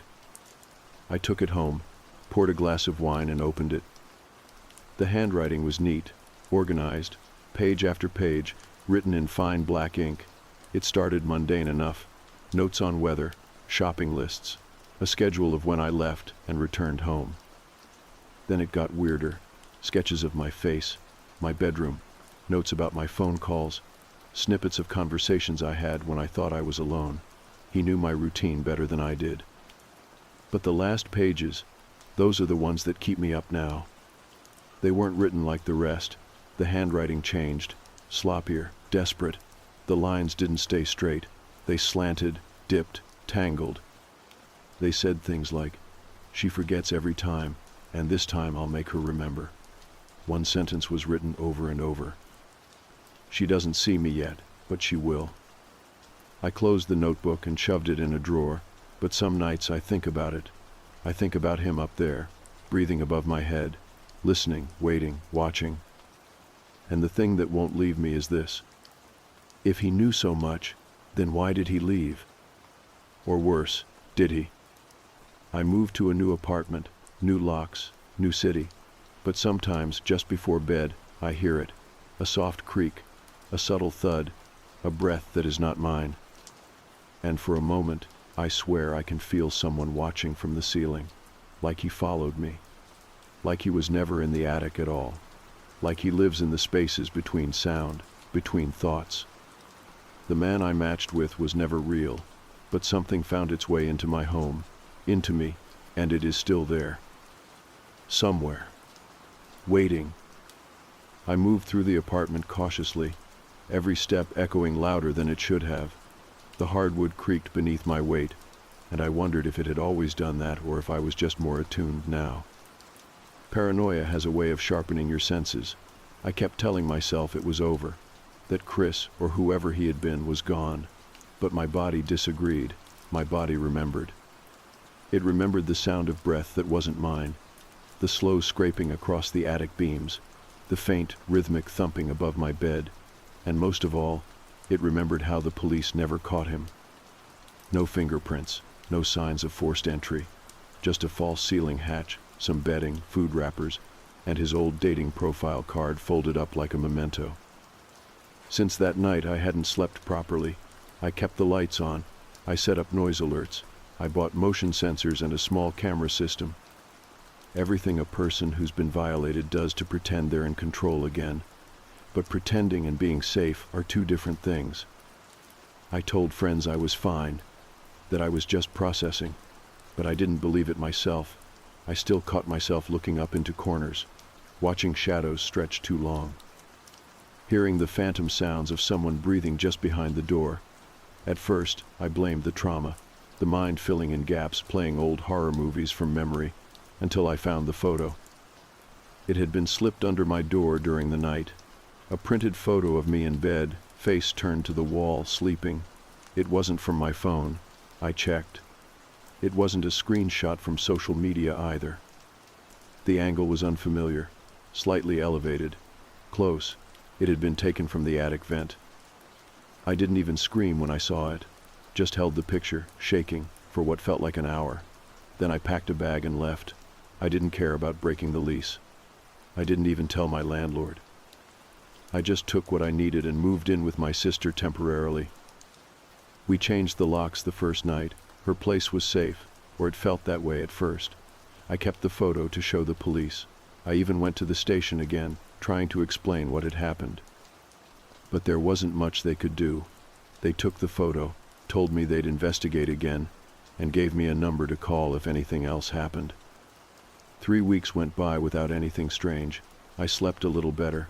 I started working again, slowly easing back into normal life. I even reinstalled a few apps I had deleted, just to feel normal. I didn't open the dating one, though. I couldn't. Then the whispering started. It was faint at first, almost like a radio in another room, only at night, only when I was alone. It came from the vents, or at least that's what I thought. I asked my sister about it, and she said she hadn't heard anything. She even had me sleep in her room one night to prove it was in my head.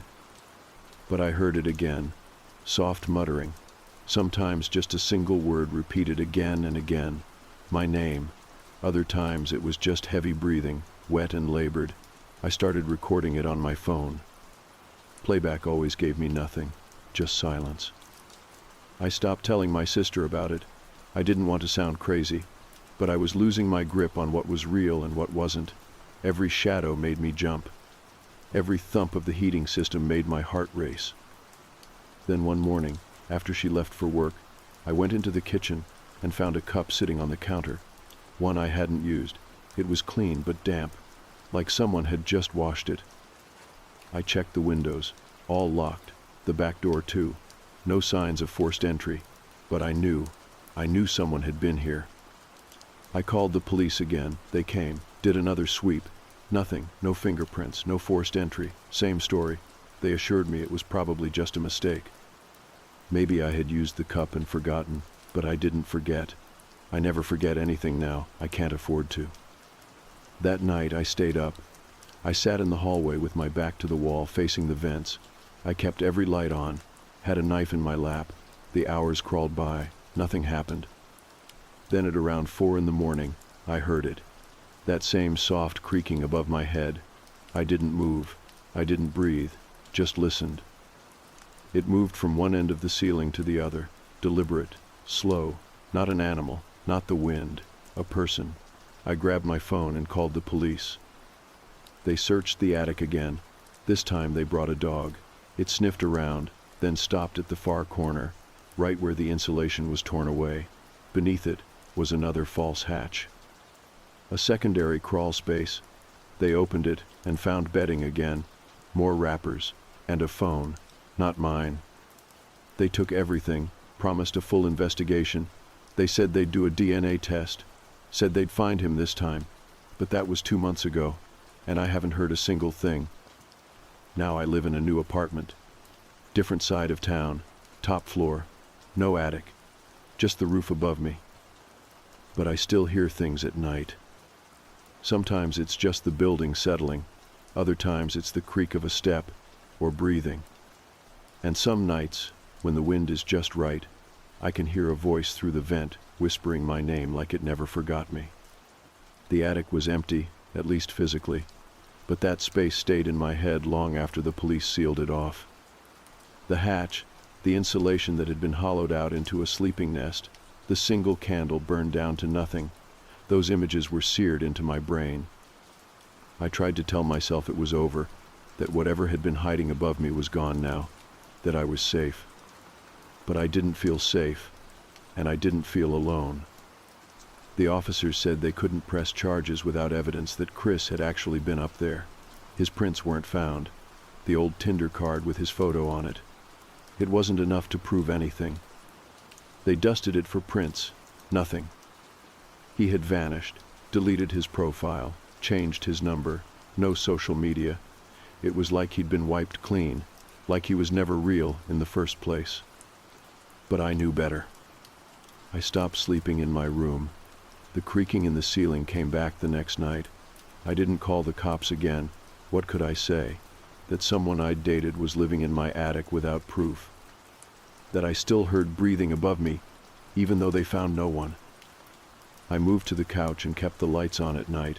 I set up a small camera pointing at the attic hatch. I never caught anything. But I'd wake up to the footage being erased, like the memory card had been wiped. Sometimes it would record for just a few minutes and stop. Other times, the lens would be physically turned away. My roommates thought I was spiraling. Maybe I was. They started making plans to move out, said I needed help. I believed them. I even went to see someone, a therapist. I told her about Chris, about the attic, about the noise I kept hearing. She asked if maybe I'd imagined more of it than I realized. Then I played her a voice memo I had recorded one night. It was faint, but it was there, the sound of slow, rhythmic breathing, directly above me.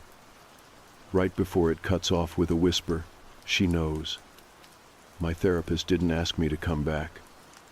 I took a leave of absence from work, moved into my friend Lauren's guest room for a while.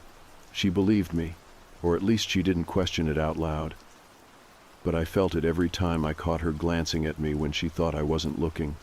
I was unraveling, and she could see it.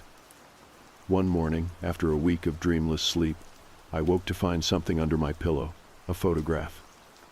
It was me, from college, lying in the grass outside the dorms, my headphones in. The angle made it clear. I hadn't posed for it. Someone had watched me and taken it. On the back, in neat writing, "You always looked peaceful when you didn't know I was there." I hadn't brought that photo.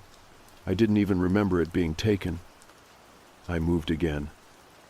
I got a small studio apartment on the other side of town. New locks, no attic, one floor, just a window and a door. Still, I heard breathing sometimes. Late at night, I'd wake up and swear someone was in the room. The place would smell like him, like cedar and something stale underneath it. Once, I woke up, and all the cabinets were open. Another time, my toothbrush was damp and warm, like it had just been used. But I never saw anyone, never caught anyone. I changed the locks, got new toothbrushes, bought another camera. And then nothing happened, for weeks. Then months. I started to think maybe I had been spiraling. Maybe I'd imagined more than I thought. Maybe I had built a monster out of a man who was just emotionally unstable. I went back to work, started seeing people again. Carefully, cautiously. I never used dating apps again. Then last week, I came home from work, and my laptop was open on my bed. It had been off when I left. I checked the screen. It was a new email. No subject, no name, just a file. A photo. It was of me, sleeping. From that night, from that bed. I checked the locks, still locked, windows shut. I called the police, again. They found no sign of entry, no prints, no DNA. They told me I should consider moving again. I asked if they'd ever caught Chris. They said no one by that name ever came up connected to my case. That he might never have used his real name. Or that he never existed in the first place. I don't know what to believe anymore, but I don't sleep well. I keep the lights on. I stack furniture in front of my door. I haven't posted anything personal online in months. I change my passwords weekly. I don't let anyone in. Sometimes in the middle of the night, I wake up and feel like someone's standing just outside the bedroom door. Not moving, not knocking, just waiting. And sometimes when I open my closet, I swear I catch a faint whiff of cedar. People ask why I don't date anymore, why I'm always tired, why I jump at small sounds. I laugh, make up excuses, say I'm just busy, say I'm tired from work. I never tell them that I once matched with someone who didn't want to leave.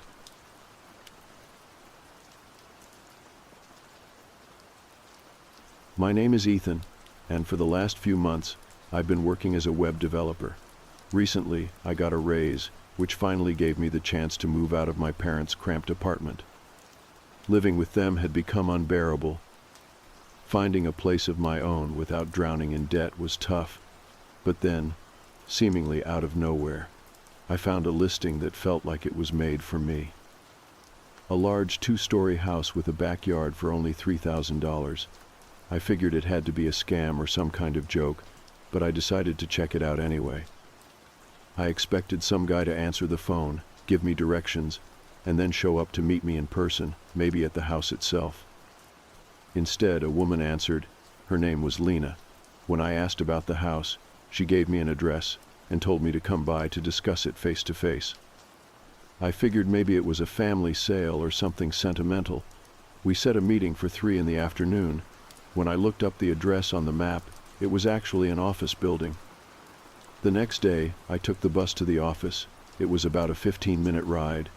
When I arrived, the security guard directed me to Lena's office.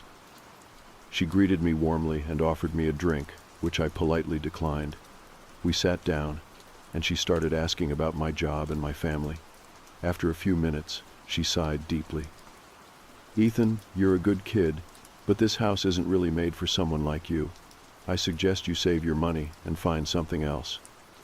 "What's wrong with the house?" I asked, confused. "It's what people call a problematic house. By law, I have to tell you the truth, but it's better if I just show you." She pulled out a thick folder from her drawer and slid it across the desk. Inside were police reports, murders, disappearances, drug raids. The first few pages were enough to unsettle me. "This house is cheap because I want to get rid of it. I hope someone else would buy it, and maybe even the local gangs would use it for money laundering. I can't tear it down. It's a protected historic property. I won't stop you if you want it, but know what you're getting into." Despite the feeling in the pit of my stomach, I accepted. Living at my parents' place was no life at all. Over the next 2 weeks, we handled the paperwork. Lena insisted I couldn't enter the house before signing. On the day we finally met at the house, she sat on the porch drinking coffee and handed me the keys with the official papers. "Most furniture is old, but still in good shape," she told me. "If you don't like some pieces, you can throw away anything not listed in the documents." I rushed inside, but before I could unlock the door, she called out, "Don't forget to sign that one document in the folder." Inside, the house was dusty and dirty, but the furniture was surprisingly well preserved. The living room had a large sofa and 2 armchairs around a table in front of the fireplace. The kitchen was spacious, fit for many cooks at once. The dining room had a massive wooden table with 12 chairs. I sat down on one chair, covered by a cloth, and pulled out the papers. The document she mentioned was old, like something from a Western movie, a contract of some kind. I signed it without hesitation. Inside the folder was a folded note addressed to me as the new owner. "Greetings. If you are reading this, it means you are now the owner of this property. This is not a welcome letter, but a guide to keep you alive here. All owners must pass this on to the next. There are rules you must follow. Breaking them has severe consequences, but if you obey, you should be safe. Rule 1. The butler and the dog. You'll find a silver bell in the living room. Ring it to call the house's butler, known as Mr. Carlisle. He will help with anything related to house maintenance, no payment needed, though every few months he may request an item. If you don't provide it, he will ignore you. There is also a St. Bernard dog. You may name him whatever you like. Whisper, and he will come. Note that the butler and dog do not get along. If I had to choose, I'd trust the dog. Rule 2. The guests. Unexpected guests might arrive. You can speak to them through the door, but never let them inside. Only allow those you expect.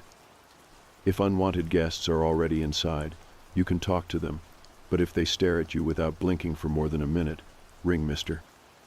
Carlisle and say, "Guest may leave the house. Don't watch what happens next. It's unpleasant." Rule 3. The stairs. There are 12 steps to the second floor. If you count 14, continue normally until 20, and the 21st will be the actual second floor. If you don't reach the floor then, run immediately. No one knows what happens if you get caught. It devours people. After 50 steps, you will find the second floor. Keep running down the hallway without entering rooms. At the end, jump out the window. Rule 4. The bathroom. There is a bathroom opposite the main bedroom on the second floor. The one downstairs is safe. Knock before entering. If a lady named Madeline answers, wait 5 minutes before entering. If a male voice answers, call Mr. Carlisle. If no one answers, check the sink water. If it's normal, proceed. If red, break the mirror and cut your hand slightly, placing it under the running water until it clears. If it remains red after a minute, leave and wait an hour before trying again. If the water is green, fill the bathtub, immerse yourself fully, and wait until it empties before proceeding. Rule 5. The basement. If you lose belongings, you'll find them in the basement. Never go alone or without light. Call the dog for help. There is a dark patch on the wall where the dog will search for your item. If another dog appears, kill it. If the dog doesn't return within 5 minutes, leave and try again the next day. Rule 6. The study. The study is the first door after the stairs on the second floor, housing a vast library. If a book falls off a shelf on its own, read it until it closes itself. Don't resist or remove your gaze. It will take offense. Wear a watch with the correct time and check the study clock. Don't leave until both match. Rule 7. The backyard. After 5 p.m., there is no one in the backyard. No sounds come from there. Ignore anything you hear. Rule 8. The main bedroom. The only safe place upstairs. Do not leave this room from 11 p.m. to 6 a.m. If you do, you risk being caught. Sleep with the dog if it helps. Rule 9. The house. As long as your expected guests stay on the first floor, you are safe, but expect them to forget the dog and butler. Never leave the house for more than 1 month. Signed, Arthur W. December, 1809. I thought this was some elaborate joke from Lena. I laughed and started exploring the second floor. While counting the steps, 1, 2, 3, I felt an icy breath on the back of my neck. The walls around me began to rot and crumble, and I panicked. I heard something behind me, heavy footsteps getting closer with each step I took. I kept running until I finally reached the second floor at step 12, but the hallway stretched unnaturally long. I entered the first door on the left. A man was tied to an electric chair and begged for help. Suddenly, the chair powered on and screamed filled the room. I ran out in terror. The hallway seemed endless, but eventually, I reached a window and jumped out, falling into the living room below. Panicked, I grabbed the keys and fled the house, running straight back to my parents. Now I'm safe in my room but unsure of what to do next. Lena won't answer my calls. I don't know if I should sell the house or face whatever waits inside. After the terrifying experience, I stayed at my parents' place for a few days, trying to make sense of everything. The thought of that house, with its crumbling walls and eerie presence, haunted me. I felt like I had narrowly escaped something impossible to understand. Still, the idea of living with my parents another year felt like a slow death, so after some deep thought, I decided to return. I packed a bag with essentials, my laptop, and enough clothes to get by, then made my way back to the house. As I approached the familiar porch, my heart pounded with a mix of dread and determination. I unlocked the door, stepped inside, and the stale, dusty air greeted me like an old enemy. Everything looked exactly as I left it, untouched, frozen in time. The silence was oppressive, but at least the house was mine. I scanned the living room, then my eyes landed on the dining table where the folder with the rules still sat. I picked it up and read through the rules again, trying to commit every word to memory. On the table was a small silver bell, the one mentioned in the letter. I reached out to touch it when there was a sharp knock at the front door. I froze, heart hammering. Slowly, I crept to the peephole and looked outside. 2 people stood there, a man and a woman, both in police uniforms. Their presence unsettled me even more. I opened the door cautiously. "Good morning. Can I help you?" The man spoke first. "Are you the new owner of this property?" "Yes," I replied, my voice shaking slightly. The woman looked me over. "You should know about the history of this place. We've been trying to contact the previous owner for an investigation. Have you heard from her?" "No, I haven't," I said, honestly. "They said they needed to inspect the house." I hesitated, remembering the rules. What if these were the guests the letter warned me about? What if they weren't real cops? I could get into trouble for refusing them, but I didn't want to open the door to anything dangerous. Before I could respond, a man appeared between us. He was dressed impeccably in a classic black tuxedo, white gloves gleaming, with a silver pocket watch chain visible on his vest. His blue eyes were sharp but calm. He introduced himself as Mr. Carlyle, the butler. "Good morning, officers. You may present your authorization to enter," he said, voice steady. The man seemed taken aback but reached for a document. The butler blocked the way with an outstretched gloved hand, firmly but politely. "You cannot enter without the proper paperwork," Mr. Carlyle insisted. The officers argued briefly, but the butler was unwavering. Eventually they stepped back, mumbling under their breath. The butler then turned to me. "Please, Master Ethan, show me the deed to the property." I led him inside, handing over the papers Lena had given me. He examined them carefully, then nodded. "Welcome to your new home, sir."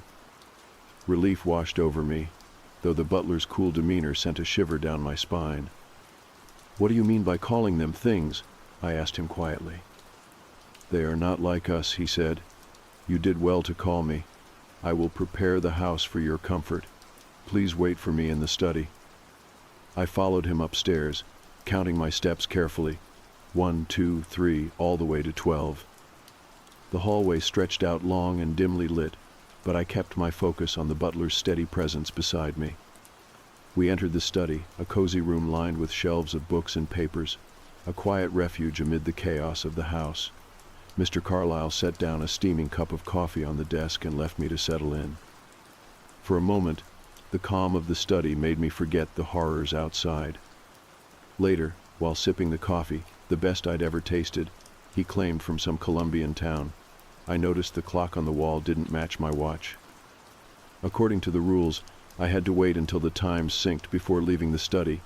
It took another 30 minutes, but finally, I could get up. On my way to the kitchen, I heard a voice behind me, a shrill, demanding tone. "Excuse me, what kind of host are you? You've been here for more than a minute and haven't offered me a proper drink."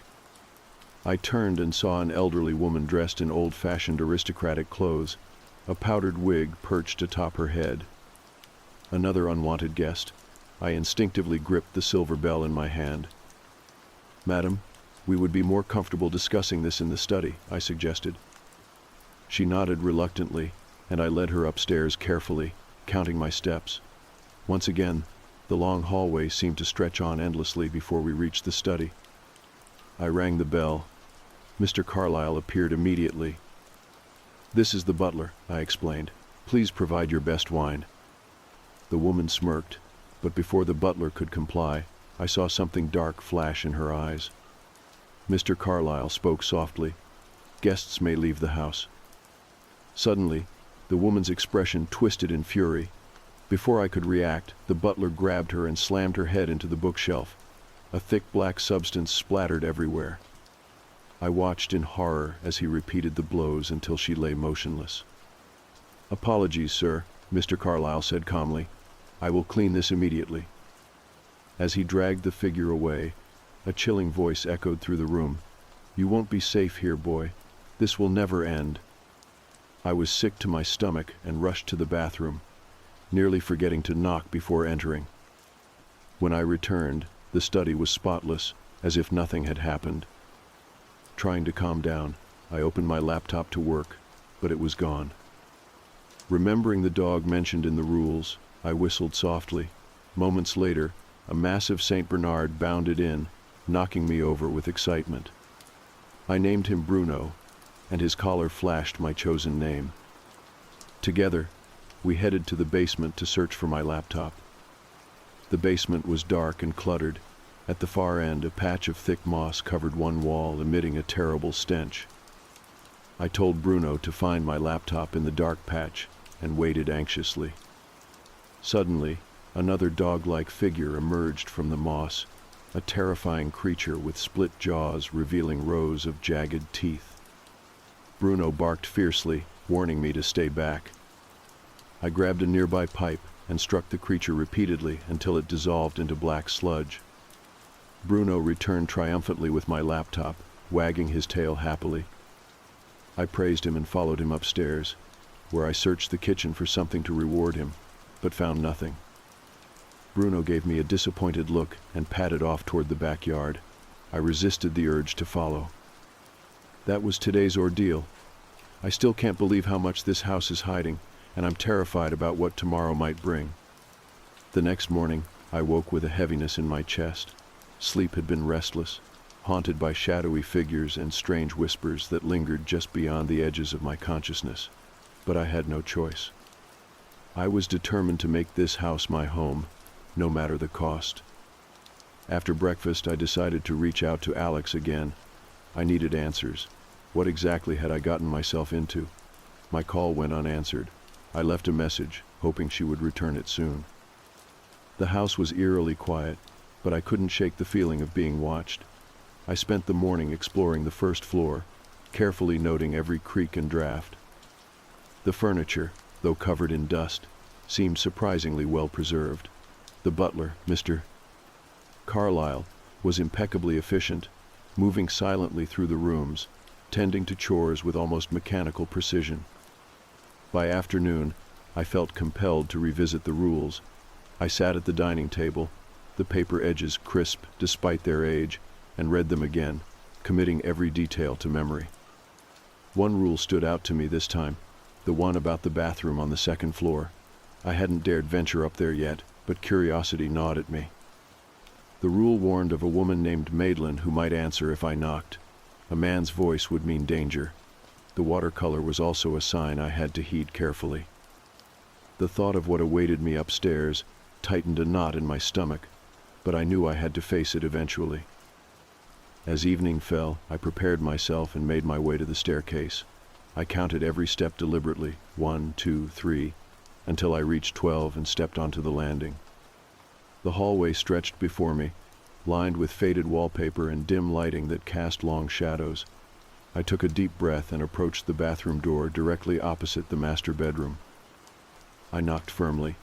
There was a pause, then a soft feminine voice called out, "Yes?" Relieved it was a woman, I waited the 5 minutes the rule required before slowly opening the door.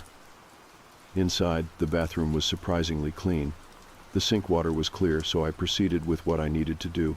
I didn't linger. The atmosphere was heavy, but nothing seemed overtly threatening. Back downstairs, I told Mr. Carlyle about the experience. He nodded solemnly. "You are learning, Master Ethan. Each rule is a protection. The house tests its new owner."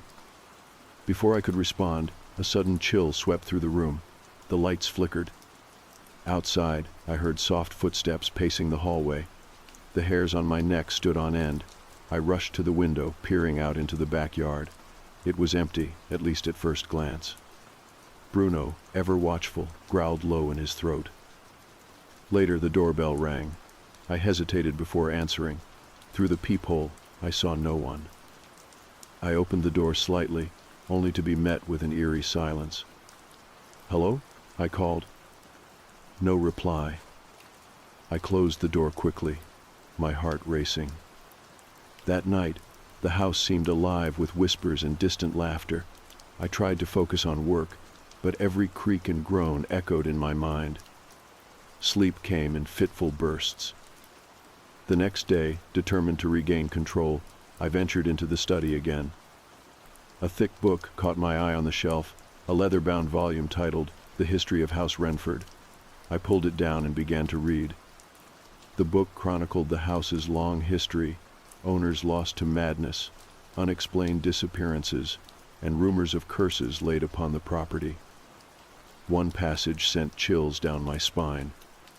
Those who fail to respect the house's boundaries become its prisoners, forever wandering its halls in shadowed form. I closed the book abruptly, feeling the weight of those words settle over me. Suddenly, Mr. Carlyle appeared with a tray of tea. "You should rest, Master Ethan. The house is less forgiving when one is weary."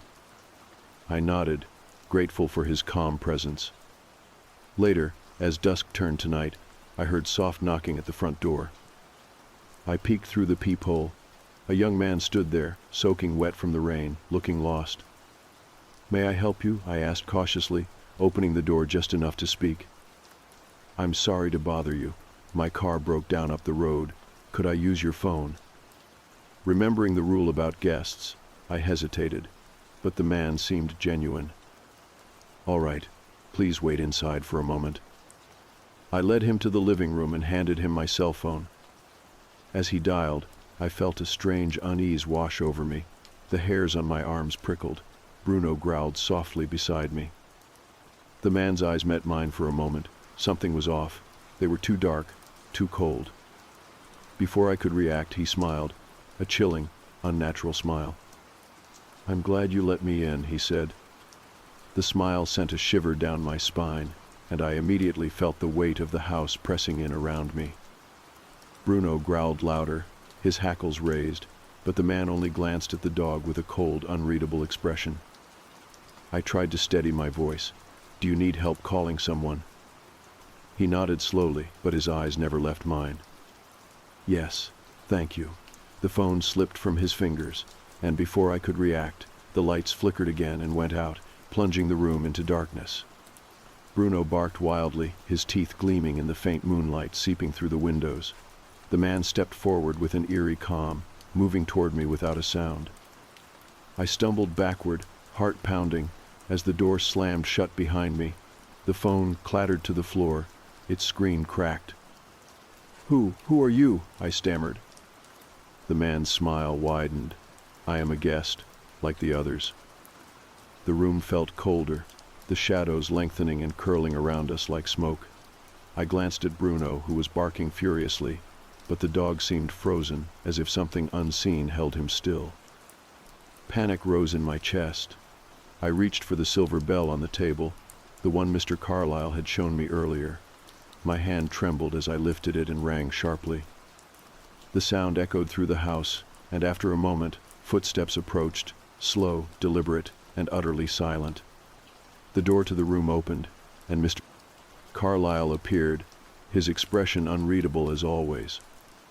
"Master Ethan, it appears you have an unwelcome visitor." Without a word, the butler stepped between me and the man. His voice was calm but firm. "I must ask you to leave." The man laughed, a cold, hollow sound that seemed to reverberate off the walls. "You cannot ask that of me." Mr. Carlyle raised a gloved hand. "Guest may leave the house." The man's face twisted with rage, but before he could respond, the butler's presence seemed to push him back.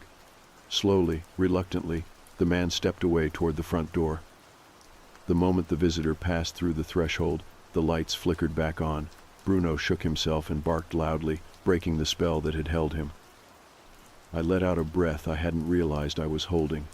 "Thank you," I said to Mr. Carlyle, feeling both relief and exhaustion wash over me. "You are learning, Master Ethan. The house is patient, but it tests its owners." That night, sleep remained elusive. The house whispered and creaked, and every shadow seemed to twitch with unseen movement. I kept a candle burning beside my bed, its flickering flame a small barrier against the darkness. The following day, I woke early and found Mr. Carlyle in the kitchen, preparing breakfast with his usual quiet efficiency. I asked him about the visitor. "He is one of many," Mr. Carlyle explained. "Guests who do not belong here, who come seeking shelter or something more. The house allows them to enter, but does not permit them to stay. You must be vigilant." I nodded, realizing how much I still had to learn. Later, I decided to explore the backyard. The rule about the backyard intrigued me. After 5 in the evening, it was as if nothing happened there. I wanted to see for myself. As the sun dipped lower, I stepped outside with Bruno trailing at my heels. The yard was overgrown, shadows stretching long across the grass. I wandered toward the edge of the property, the woods looming beyond. There was nothing unusual at first. just the sound of rustling leaves and distant bird song. But as the sky darkened, a cold breeze swept through the trees, and the hairs on my arms stood on end. I called Bruno closer, whispering his name.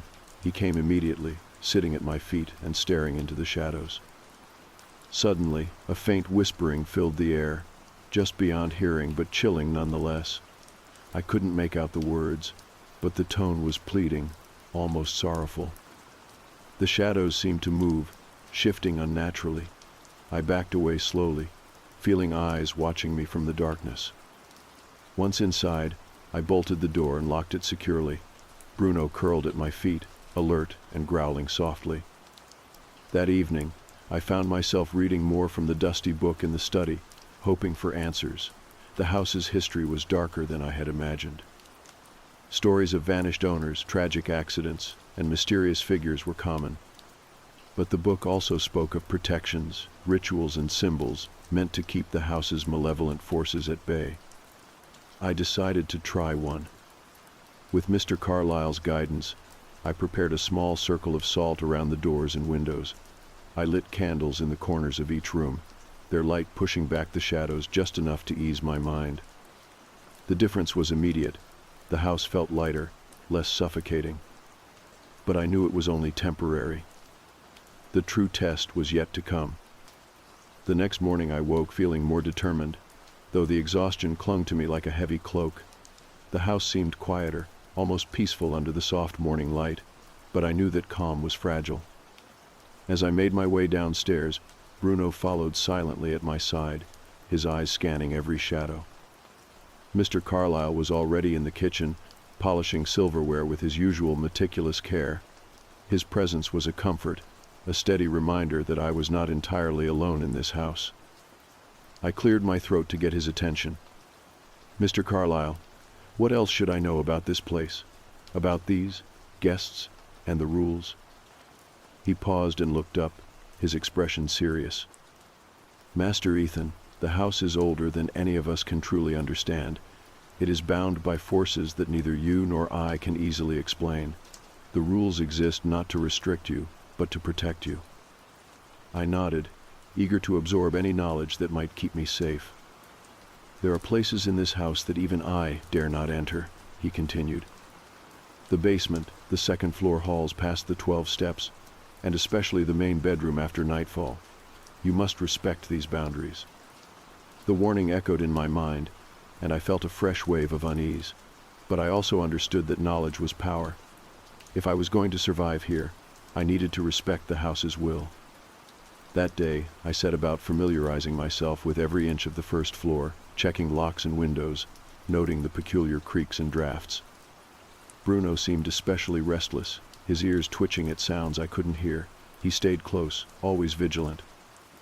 In the afternoon, I attempted to work on my laptop in the studio, but the distraction of the house's oppressive atmosphere made concentration difficult. Suddenly, the clock on the wall caught my eye. The studio clock's hands did not match mine. It was several minutes ahead. Remembering the rule, I waited patiently until my watch and the studio clock aligned, then continued my work. Time here seemed fluid and strange, warped by the house's influence. Later, as twilight descended, I heard soft footsteps approaching the front door.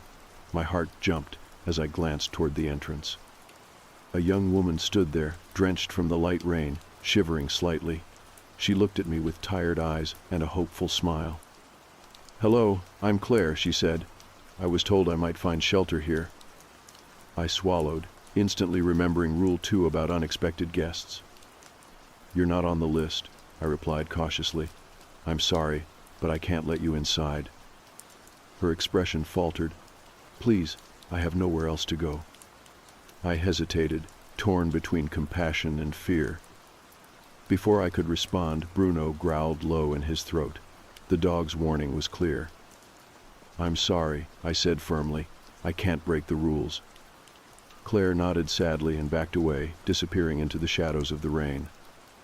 That night, as I lay in the main bedroom with Bruno by my side, the house hummed softly around me.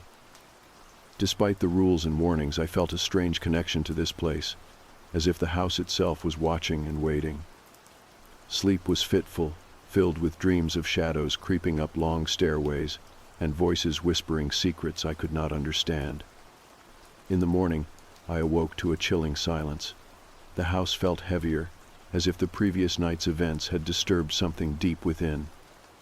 Bruno refused to leave my side, his ears flicking toward every noise. Determined not to let fear control me, I prepared to face the day, knowing the house held many more secrets, and that my survival depended on respecting its rules and embracing the strange companionship of the butler and my faithful dog. The following days blurred together in a strange rhythm dictated by the house's rules and moods. I settled into a cautious routine, always mindful of the boundaries I was not to cross. Bruno remained my constant companion, his watchful eyes and calm presence a balm against the creeping dread.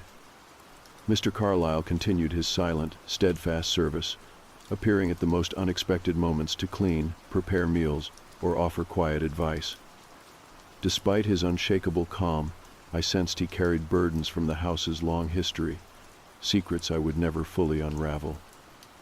One evening, as the clock struck 10, I felt an unusual stillness settle over the house.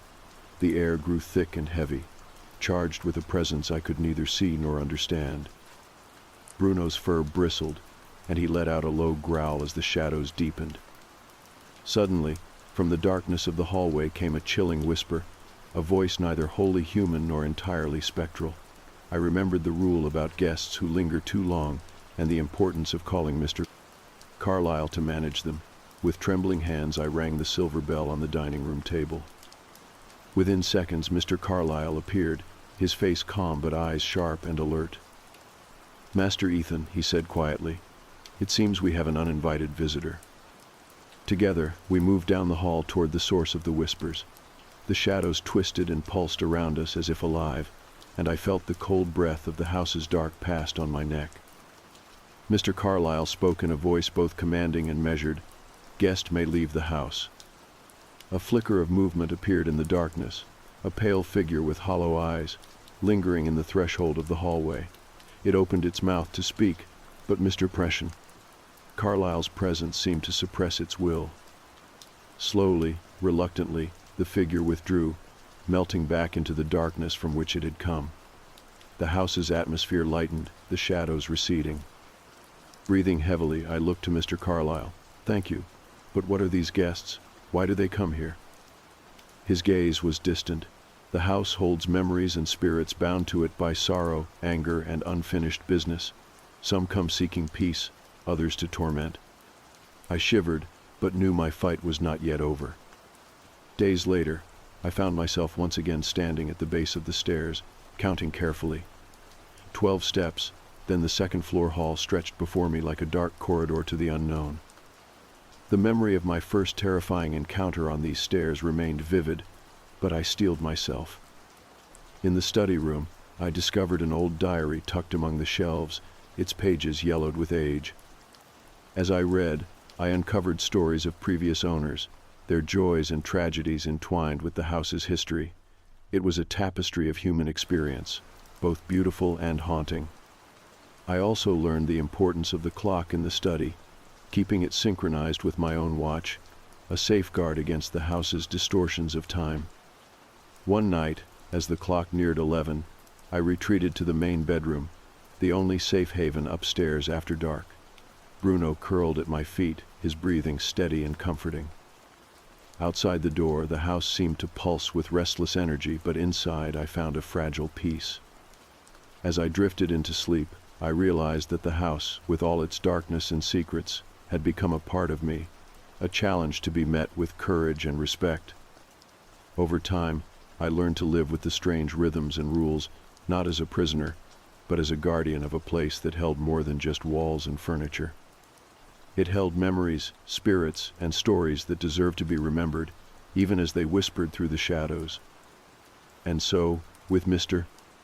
Carlyle by my side and Bruno ever loyal, I faced each day with determination, knowing that the house was no longer just a place of fear, but a home, imperfect, haunted, but uniquely mine.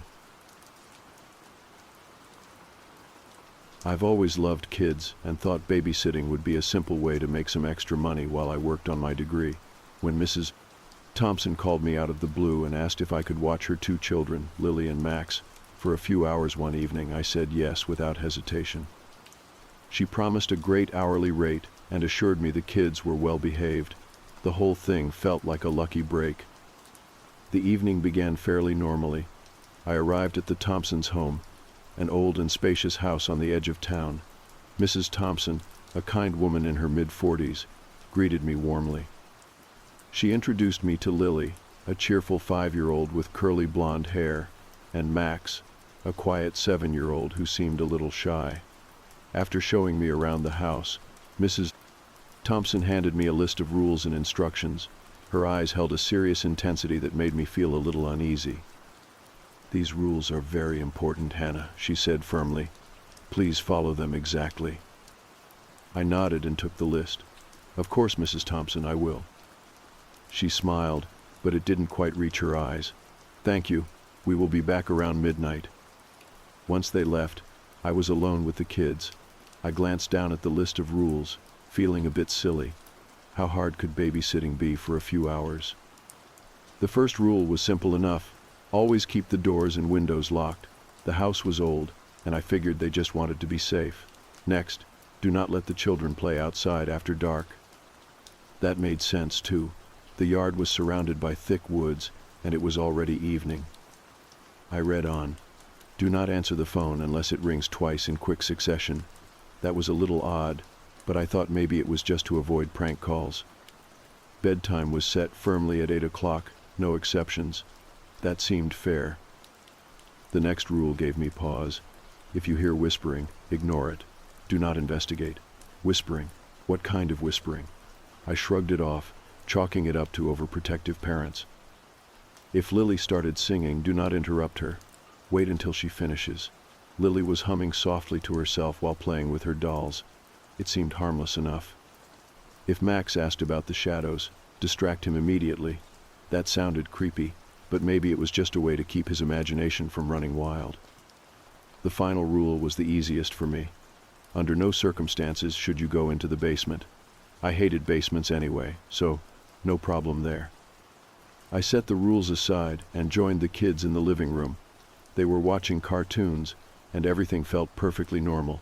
After a while, I made them some dinner and helped get them ready for bed.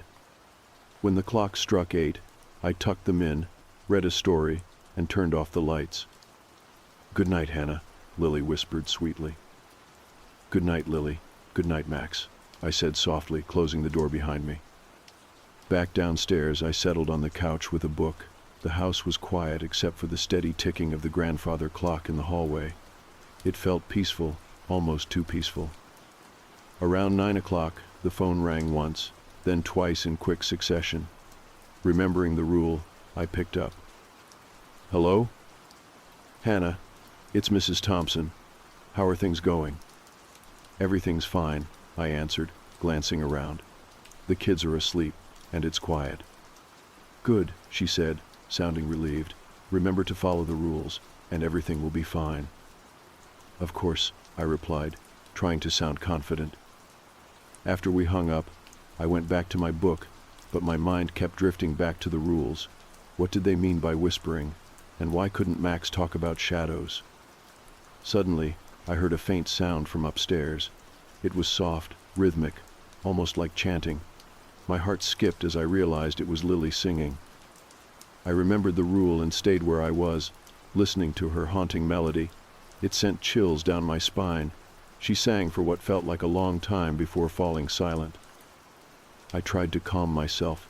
It was just a song, nothing more. But the air felt heavier, thicker now. Minutes later, I heard a whispering noise from the hallway. It was barely audible, but I strained to listen. My first impulse was to check on the kids, but the rule echoed in my head. Ignore the whispering. I stayed put, heart pounding. The whispering grew louder, insistent, almost right behind me. I forced myself to stay still. After a few tense minutes, it stopped. The house was silent again, but the unease lingered. Then came footsteps on the stairs, slow, deliberate. I turned and saw Max at the bottom, eyes wide and scared. "Hannah," he whispered, "the shadows are moving." I remembered the rule about distracting him. "Hey Max, want some hot chocolate? Let's go to the kitchen." He nodded but looked around nervously. I held his hand and led him to the kitchen, trying to keep my tone light. "Do you like marshmallows in your hot chocolate?" I asked. He nodded again but gripped my hand tighter.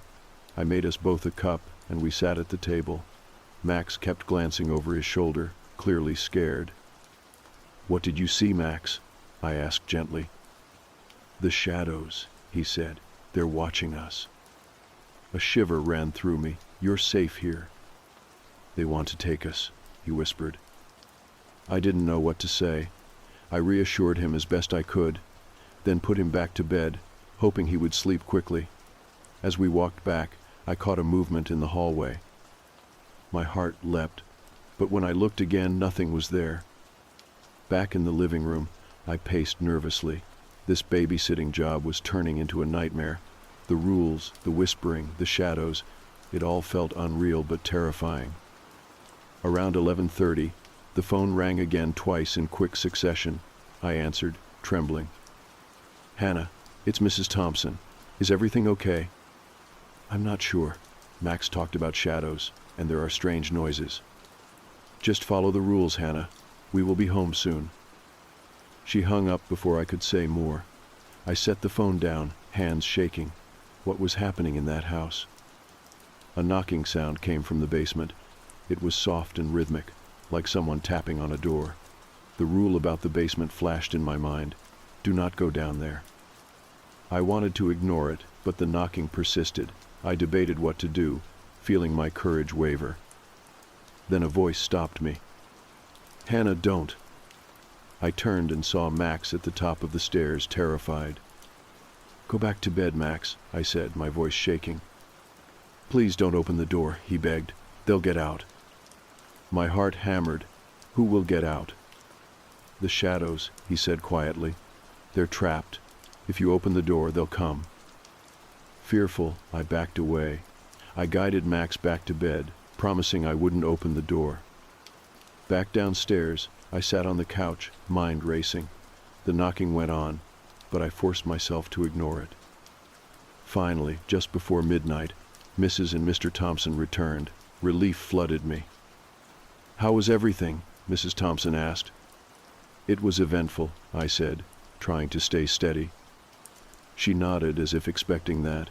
"Thank you, Hannah. You did well." I gathered my things and left, Mrs. Thompson's final words stopping me. "One last thing, Hannah. Never speak of what happened here." I nodded, shaken, and drove home in a blur. That night, the darkness in my room felt thick and heavy. I kept the lights on, unable to sleep.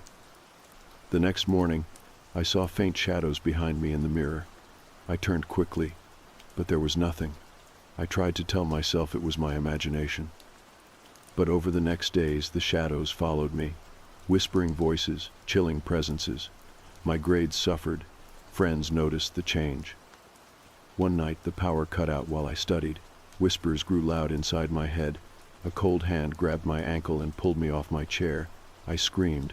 The shadows closed in. Then the power returned, and they vanished, but the fear stayed. The shadows were with me now, waiting. I contacted Mrs. Thompson, desperate for help. She gave me a small worn book called Wardings Against the Dark, filled with rituals and protections. I followed the rituals, lighting candles, burning herbs, reciting incantations. Each night the shadows weakened. On the third night, after the last ritual, they disappeared. My room felt peaceful again. Though safe for now, the experience changed me. I never babysat again, and always kept the rules Mrs. Thompson gave me close. The darkness had not ended, but for now, I had won a fragile peace. The minutes stretched thin as I sat on the couch, still shaken from the encounter with Max and the shadows he feared. I tried to focus on the book I had brought, but the words blurred together, my mind endlessly circling the strange rules Mrs. Thompson had given me. The house was quiet, but the silence felt heavy, pressing against my skin like a thick fog.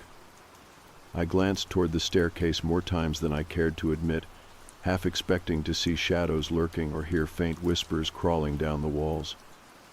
The clock ticked slowly, its sound loud in the otherwise still house. I reminded myself that everything I was feeling was just nerves, probably fueled by the weight of responsibility. Babysitting seemed straightforward enough, but this night was proving otherwise. Around 10 o'clock, a faint tapping began from somewhere down the hall. I froze, heart pounding as I tried to pinpoint the source. It was rhythmic, slow, deliberate. It wasn't coming from the basement, but rather somewhere upstairs. I told myself it was nothing, a loose shutter, maybe a branch brushing against the window. But the tapping persisted, growing a bit louder. My eyes darted toward the hallway leading to the bedrooms. The shadows cast by the dim hallway light flickered, making shapes dance against the wallpaper. I forced myself to stand, unwilling to let fear take over, and started toward the kitchen to grab some water. The quiet seemed to cling to me, every step echoing unnaturally in the old house. As I passed by the living room window, a sudden chill swept over me. I shivered and glanced outside. The moon hung low, its pale light filtering through the branches. Everything seemed normal. Yet, I couldn't shake the feeling that something unseen was watching, waiting. Back inside, I poured water into a glass and sipped slowly, trying to steady my nerves. Suddenly, a soft whisper brushed past my ear. I spun around, expecting to find someone, but the room was empty. My breath caught, and I reminded myself of the rule: ignore the whispering, don't investigate. I made my way back to the couch, settling down as best as I could. The air felt heavy again, and the shadows in the corners of the room seemed to flicker like a low flame. My fingers traced the edge of the book in my lap, grounding me. I tried to focus on the words, but the quiet was broken once more by a faint rustling upstairs. I held my breath, listening. The sound of footsteps, soft and slow, padding carefully across the wooden floor. The kind of footsteps that belonged to someone who did not want to be noticed. My pulse quickened. Was it one of the kids? But both Lily and Max were fast asleep, or so I hoped. I told myself to stay calm. Maybe it was the house settling. I glanced toward the stairway again, willing the shadows not to stretch further. Suddenly, a soft voice called from above. It was barely audible, but the tone was unmistakably childlike. "Hannah?" My heart nearly leapt out of my chest. "Max?" I called softly, standing up and moving toward the stairs. There was no answer, only silence. I crept up the stairs slowly, each step creaking under my weight. The hallway stretched before me, the walls lined with family photos that felt like they were watching me. At the end of the hall, Max's door was closed, the lock firmly in place. I knocked gently. "Max, it's me. Are you okay?" Still no response. Then, a soft whisper floated from beneath the door. "Don't open the door." I hesitated, my hand hovering over the knob. The words echoed the warning he had given me earlier. I swallowed hard and took a step back. I decided to check Lily's room next. I opened the door slowly and peeked inside. She was curled up in bed, eyes closed, peaceful as a sleeping angel. The soft glow from her nightlight bathed the room in a warm, gentle light. For a moment, relief washed over me. But as I turned to leave, I heard it again, the whispering, more distinct this time, coming from somewhere beyond Lily's room. It wasn't words, but a low, indecipherable murmur, almost like a breath. I hurried back to the hallway and scanned the walls, trying to locate the source. The whispers seemed to float in the air, surrounding me, wrapping around my thoughts. I backed down the stairs as quickly as I could, heart hammering. Once I was safely in the living room, I locked the door and windows again, double-checking each one, making sure they were secure. The house felt colder now, the shadows longer, as if they were reaching out for me. I pulled my phone out and considered calling Mrs. Thompson, but I didn't want to worry her unless absolutely necessary. After all, she had told me to follow the rules and assured me everything would be fine. I decided to call her just to check in, to let her know I was awake and watching the kids. The phone rang twice before she answered, her voice calm and warm. "Hannah, Is everything okay?" "I'm fine," I said, trying to keep the tremor out of my voice. "The kids are sleeping, but there have been some strange noises. Whispering, footsteps." Max mentioned shadows. Mrs. Thompson sighed softly. "I know it sounds strange, but the rules are there for a reason. The house isn't as empty as it seems. Just remember, you must not go into the basement no matter what you hear or see." I shivered. "I haven't. I won't." "Good. We'll be home soon. Just keep the doors locked and ignore the whispering. The shadows can't hurt you if you don't let them." I nodded, even though she couldn't see me. "Okay." After hanging up, I settled back onto the couch, but the quiet was no longer comforting. The house felt alive in a way I couldn't explain. The shadows seemed to pulse and breathe, stretching their long fingers across the walls.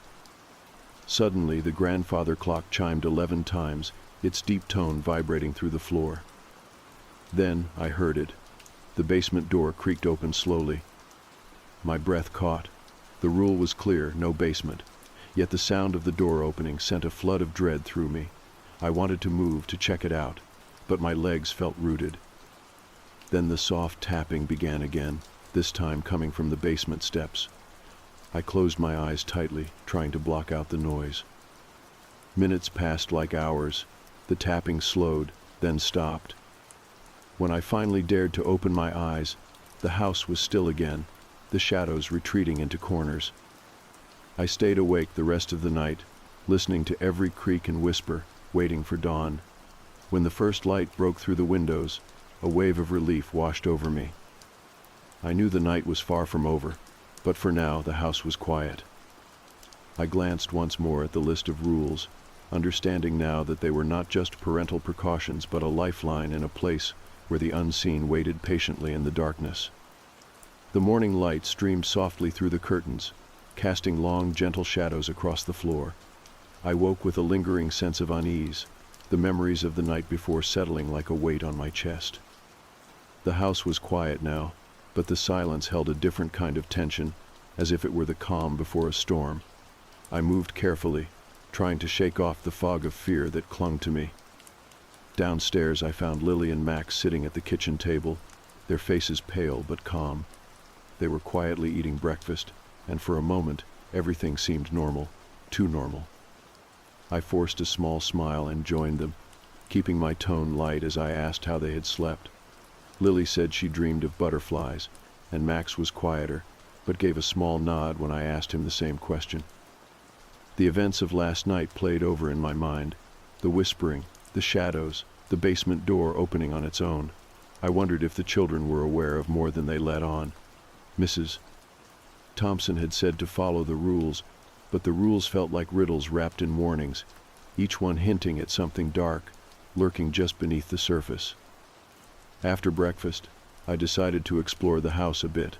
I wanted to understand the place better, to find some explanation for the strange atmosphere that hung around every corner. The house was old, with creaking floors and faded wallpaper, and it smelled of wood polish mixed with something faintly metallic. The windows framed thick woods outside, dense and shadowy even in the daylight.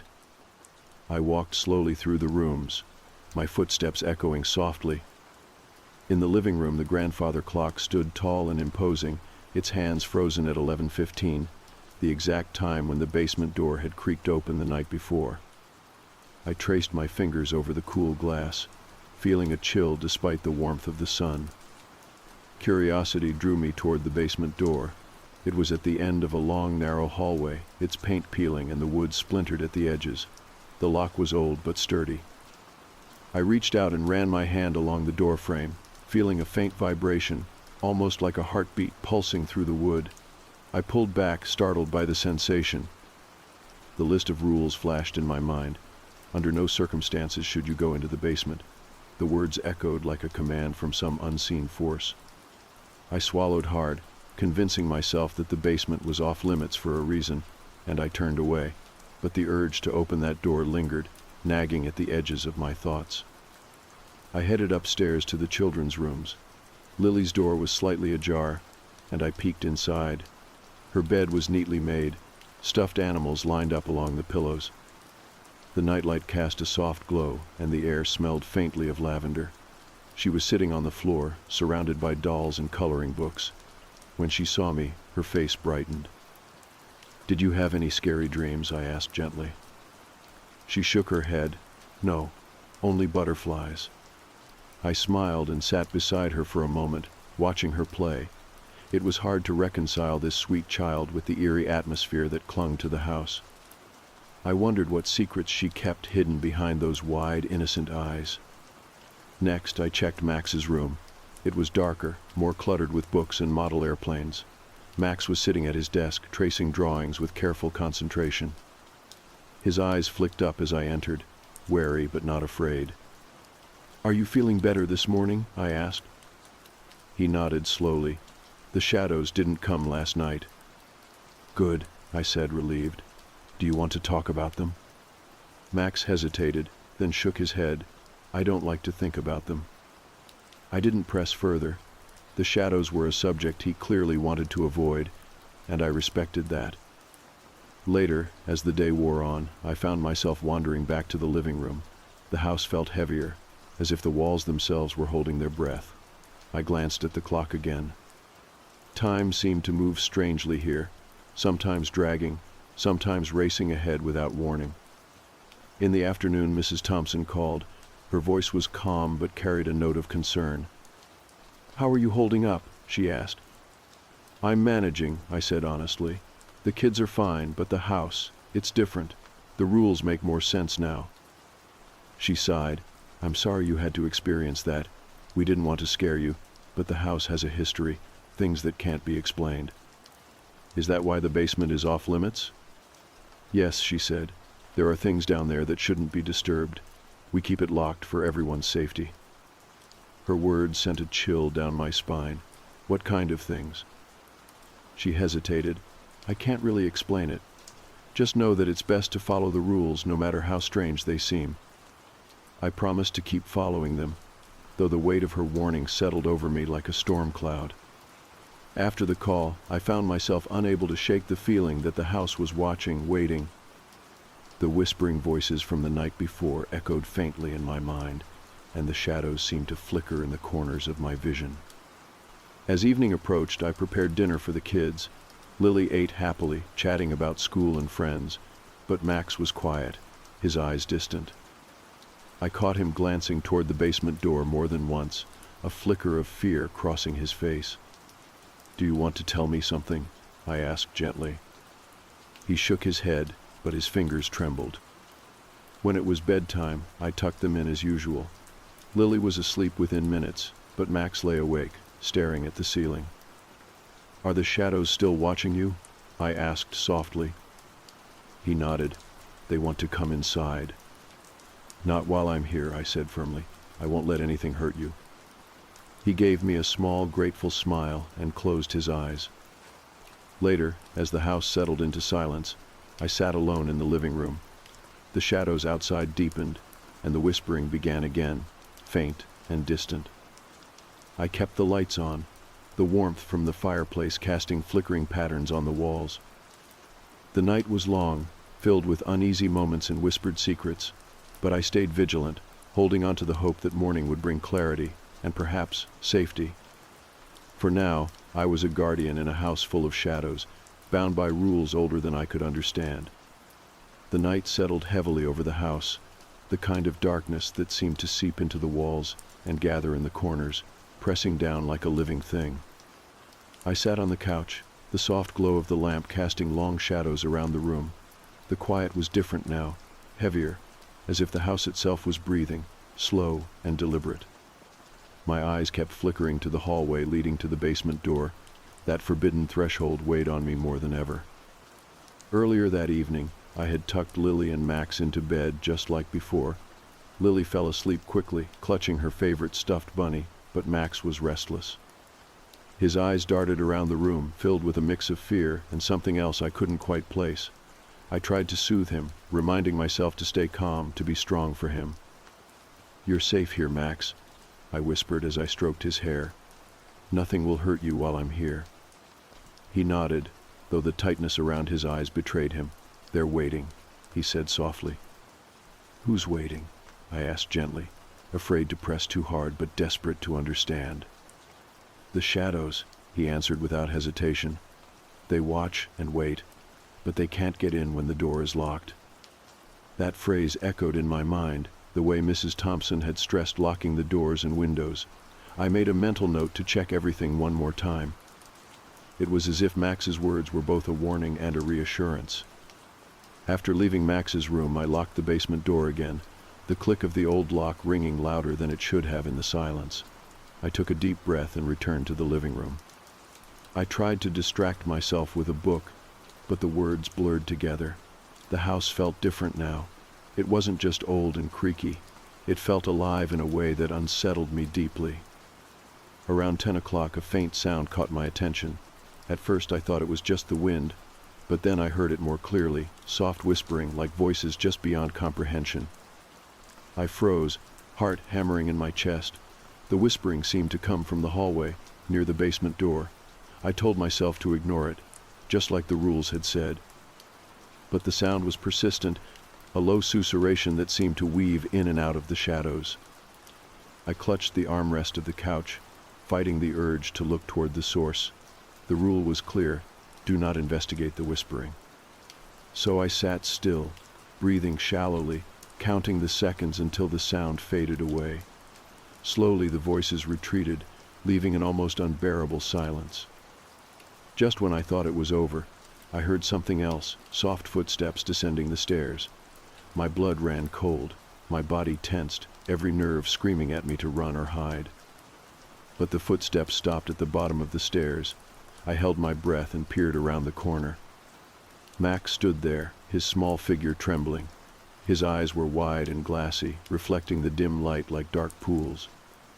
"Hannah," he whispered urgently, "the shadows are near. They want to come upstairs."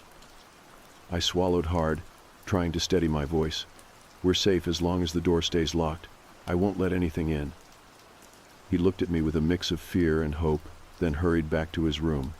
I followed him, making sure the door was locked tightly behind him. As I turned to leave, he called out softly, "Don't forget the rules, Hannah. They are the only things that keep us safe." Back in the living room, I paced, trying to shake the chill creeping over me. The house seemed to pulse with an unseen energy, and the shadows danced along the walls like living creatures. I checked the locks on all the doors and windows, each click a small comfort. Around 11:30, the phone rang twice in quick succession. My heart leaped. I hesitated before answering, my hand trembling slightly. "Hannah, it's Mrs. Thompson," came the calm voice from the other end. "Is everything all right?" I swallowed and said, "It's different tonight. Max is scared, and there are strange noises." "Just keep following the rules," she said firmly. "We will be home soon." Her voice was steady, but I could sense the underlying tension. She didn't say more, and the call ended abruptly. I sat back down, my mind racing. Minutes passed like hours. Then the soft thumping started again, knocking, rhythmic and slow, coming from the basement door. I remembered the rule about the basement and fought the urge to check. But the sound grew louder, more insistent, and my fingers twitched toward the doorknob. A whisper brushed past my ear, cold and urgent. "Don't." I froze, heart pounding so loudly I was sure it echoed through the house. The knocking continued, relentless. I took a deep breath and spoke aloud, my voice trembling. "I won't open it."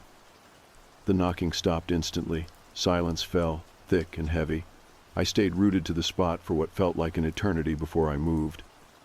Returning to the living room, I turned on every light I could find, flooding the house with brightness.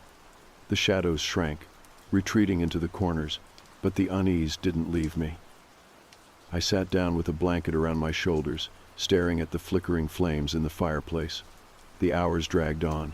I kept the phone close, my eyes darting to the clock every few minutes. Just before midnight, I heard footsteps outside the front door. Relief washed over me as Mrs. Thompson and her husband entered, their faces tired but calm. "How did everything go?" she asked softly. "It was hard," I admitted. "The house feels alive, and the rules are real." She nodded knowingly. "This house has secrets, Hannah. You did well. Thank you. I gathered my things, eager to leave. As I stepped outside, the cool night air felt like a balm, but the weight of the house stayed with me. Mrs. Thompson's voice stopped me one last time. Remember, never speak of tonight, for your own safety. I nodded silently and walked away, the darkness behind me thick with unspoken fears. The night stretched on, each minute feeling heavier than the last. I sat wrapped in a blanket on the living room couch, the glow of the fireplace casting dancing shadows that seemed to flicker with a life of their own. The house, which had once felt like a comforting old shell, now loomed around me like a predator waiting to strike. My mind was racing with the events of the evening, trying to make sense of the whispers, the shadows, and the unspoken rules that seemed to hold some fragile peace in place. Max was asleep now, finally quiet after hours of unease. Lily had been sound asleep for a while, her soft breathing a steady anchor in the unsettling atmosphere, but I was far from at ease. The silence was too perfect, almost suffocating. Every creak of the old house sounded amplified, each groan a warning I couldn't quite understand. I kept telling myself to stay calm, to remember the rules Mrs. Thompson had given me, but it was becoming harder with every passing moment. The clock on the wall ticked toward 1 in the morning, and I realized I had been sitting still for far too long. I got up and moved to the kitchen to pour myself a cup of tea, hoping the warmth and caffeine would steady my nerves. As I stood there, the lights flickered briefly, making my skin crawl. I glanced around, half expecting to see something or someone in the shadows. A sudden noise made me jump. It was a soft, almost imperceptible tapping coming from upstairs. My heart hammered in my chest as I tried to pinpoint the source. The house was supposed to be quiet now. Both kids were asleep. What could it be? I told myself it was just the house settling, or maybe a branch brushing against a window. Still, the tapping continued, slow and deliberate, like footsteps pacing in the hallway above me. The unease twisted in my gut, and I fought the urge to run up the stairs and check on the kids. But the rules echoed in my mind again. Do not investigate noises if it's not necessary. I tried to distract myself by cleaning the kitchen, washing the dishes with trembling hands, but the tapping grew louder, more insistent, until it felt like the sound was right above my head. I stopped and listened, straining to hear any other noises. A whisper floated down from the darkness, unintelligible but chilling. I swallowed hard, forcing myself to remain calm. Suddenly, the lights went out completely. I was plunged into darkness, the only sound my own ragged breathing.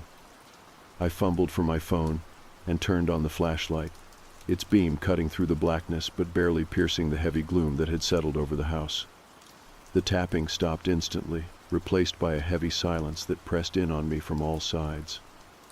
I moved quickly to the hallway, the beam of light trembling as I held it in front of me.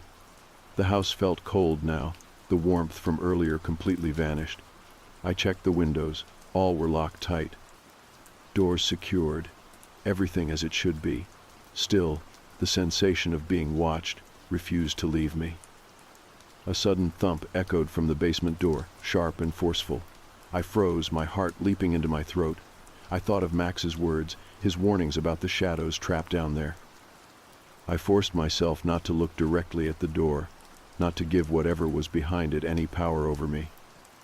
Remember the rules, I whispered inside my head. The rules were the only thing keeping me safe. I made my way back to the living room and sat down again, clutching the blanket tightly around my shoulders. The phone was silent now, and the house seemed to hold its breath. Minutes passed, each one stretching into eternity. Just as I was beginning to believe the worst was over, a soft singing drifted down the stairs from the kids' rooms. It was Lily. Her haunting melody filled the air, strangely beautiful, yet tinged with something unsettling. I closed my eyes and listened, the notes weaving a spell that made the room feel both warmer and colder at once. When the singing stopped, I opened my eyes and looked toward the hallway. Shadows stretched long and thin, writhing as if alive. A sudden movement caught my eye near the stairwell, a dark figure slipping silently into the corner.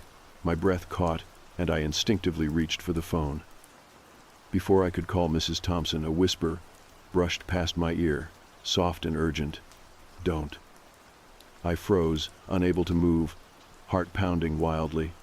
The figure seemed to dissolve into the shadows, leaving the room darker than before. I swallowed my fear and whispered back, "I'm not afraid." The house responded with silence. The clock struck 2, and I realized the time was slipping away. Mrs. Thompson and her husband would be home soon, but the weight of the night pressed heavily on me. I knew this was not just a simple babysitting job. The house held secrets, and the rules were its way of protecting or trapping us. With a deep breath, I checked the locks once more and sat back down, preparing myself for the final hours. I couldn't let the fear win. I had to stay strong for the kids, for myself. As the minutes ticked by, the whispers returned, faint and fleeting, like the last echoes of a forgotten nightmare. But I kept my eyes steady, and my heart braced for whatever came next. The night was far from over, but I was determined to see it through. The night deepened, and the house seemed to close in around me like a living thing. Every creak and groan in the old wood felt like a whispered warning, a secret kept just beyond the reach of my understanding. I sat on the couch, clutching a cup of lukewarm tea, trying to steady my shaking hands and calm the whirlwind of thoughts racing through my mind.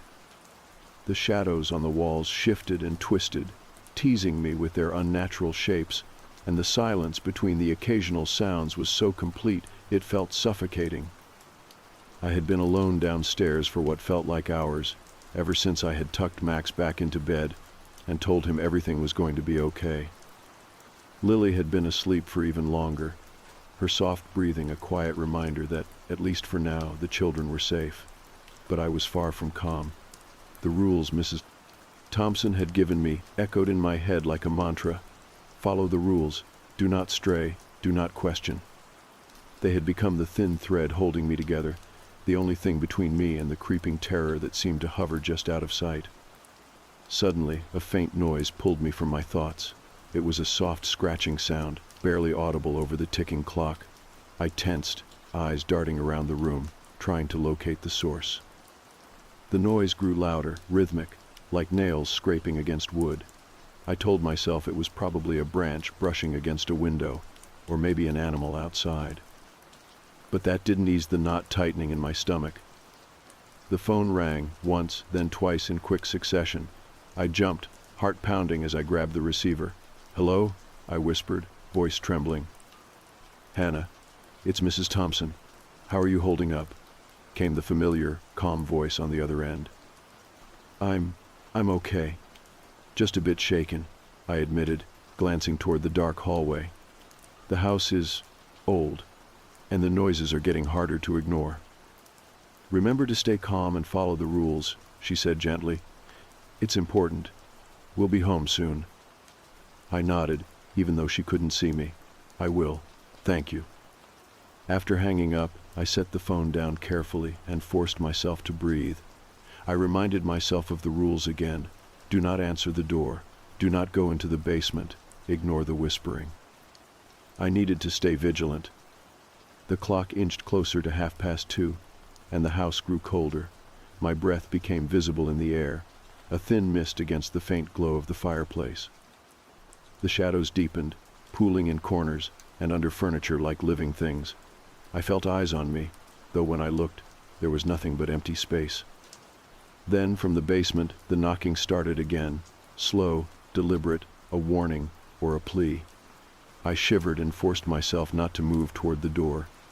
Max's words echoed in my mind. They were trapped down there, and if the door opened, they would come. The knocking was joined by a low moaning sound, a sound that twisted my stomach and sent cold waves through my body. I hugged myself tightly, willing the noise to stop, to go away, to be a dream. Suddenly the air shifted. The warmth of the room fled, replaced by a biting cold that seemed to seep into my bones. The lights flickered violently and then died, plunging the house into total darkness. My heart slammed against my ribs as I fumbled for my phone, turning on the flashlight with trembling fingers. The beam illuminated the living room, but the shadows no longer seemed to follow the light. Instead, they pulsed and stretched away, retreating as if in fear. For a moment, the house was silent, eerily so. Then a whisper drifted toward me from the stairwell, soft, urgent, almost pleading. I couldn't make out the words, but the tone was clear. It was a warning. I swallowed my fear and whispered back, "I'm not afraid." The silence that followed was thick, almost tangible. Then, in the corner of my eye, I saw movement, a shadow detaching itself from the wall, coalescing into a vague human form.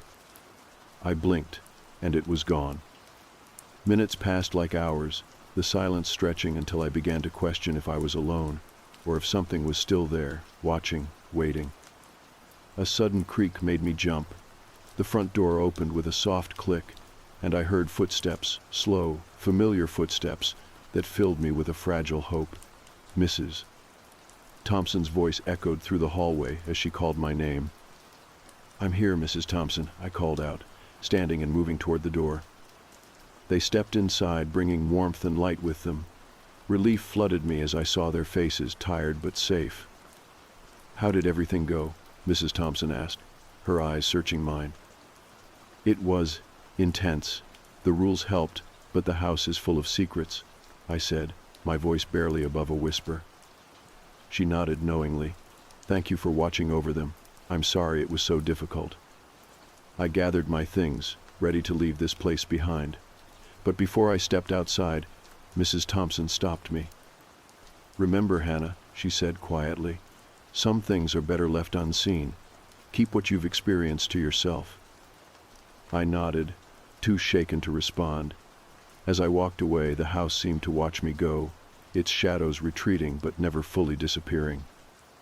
That night, in the safety of my own home, I couldn't shake the feeling that the darkness had followed me. The shadows lurked in every corner, whispers danced just beyond hearing, and the rules were etched into my mind like a lifeline. I knew that, somehow, the night had changed me forever. But I was determined. I would face whatever came next, armed with the knowledge I had gained. The babysitting job that had started as a simple favor had become a battle for survival, and I was no longer willing to be a helpless victim. The days after that night felt like a haze, as if I was moving through a fog that blurred the edges of reality. Sleep was scarce and broken, filled with restless dreams where shadows reached out to grab me, and whispered voices haunted the silence. Every time I closed my eyes, I could see flickering shapes lurking just beyond the darkness, waiting patiently for me to let my guard down. I tried to convince myself that it was just stress, the mind playing tricks after a long, unsettling evening, but deep down I knew it was something more. The house felt empty, but I carried it with me wherever I went. The weight of its secrets pressed heavy on my shoulders. I found myself glancing over my shoulder, expecting to see something there, and jumping at the smallest sounds.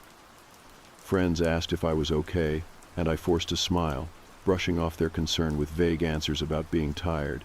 I couldn't explain the truth. How could I? The shadows were real, and they were still here. One afternoon, I received a message from Mrs. Thompson. She wanted to meet, to talk about what had happened. I wasn't sure if I wanted to see her, but a part of me hoped for answers, or maybe a way to make sense of the nightmare I'd been living. When I arrived at her house, she greeted me with the same calm, measured expression she'd worn the night I babysat. "I know this has been hard for you," she said quietly, leading me to the living room, "but you're not alone in this." She reached for a small worn book on the coffee table, its leather cover cracked and faded. "This is something my family has kept for generations," she explained. "It contains wards and protections against the dark things that dwell beyond our world. It might help you." I took the book hesitantly, fingers trembling as I opened it. The pages were filled with strange symbols and rituals, prayers and incantations that seemed foreign, but strangely familiar. Mrs. Thompson guided me through the first few, showing me how to light the candles, how to draw the protective circles, how to call on the strength of light to push back the shadows. That night, armed with the book and a fragile hope, I began the rituals. The air around me thickened as I lit the candles, their flames flickering against the dark corners of my room. I spoke the words Mrs. Thompson had taught me, the ancient phrases vibrating in the quiet night. For a moment, it felt as if the shadows hesitated, as if they were unsure of their place. The oppressive weight lifted slightly, and a quiet peace settled over the room. But the relief was temporary. In the days that followed, the whispers grew louder, the darkness more persistent. The shadows moved with purpose now, as if aware of my defiance, testing the boundaries of my protection. I woke one night to find a pale hand reaching out from the corner of my room, fingers long and twisted like the branches of a dead tree. My breath caught in my throat, and I felt a cold that seeped into my bones. But the wards held, the light pushing the darkness back, retreating like a tide. I realized then that this was not a battle I could win quickly. It was a war, a test of endurance and faith. Each night I repeated the rituals, strengthening the walls I'd built around myself.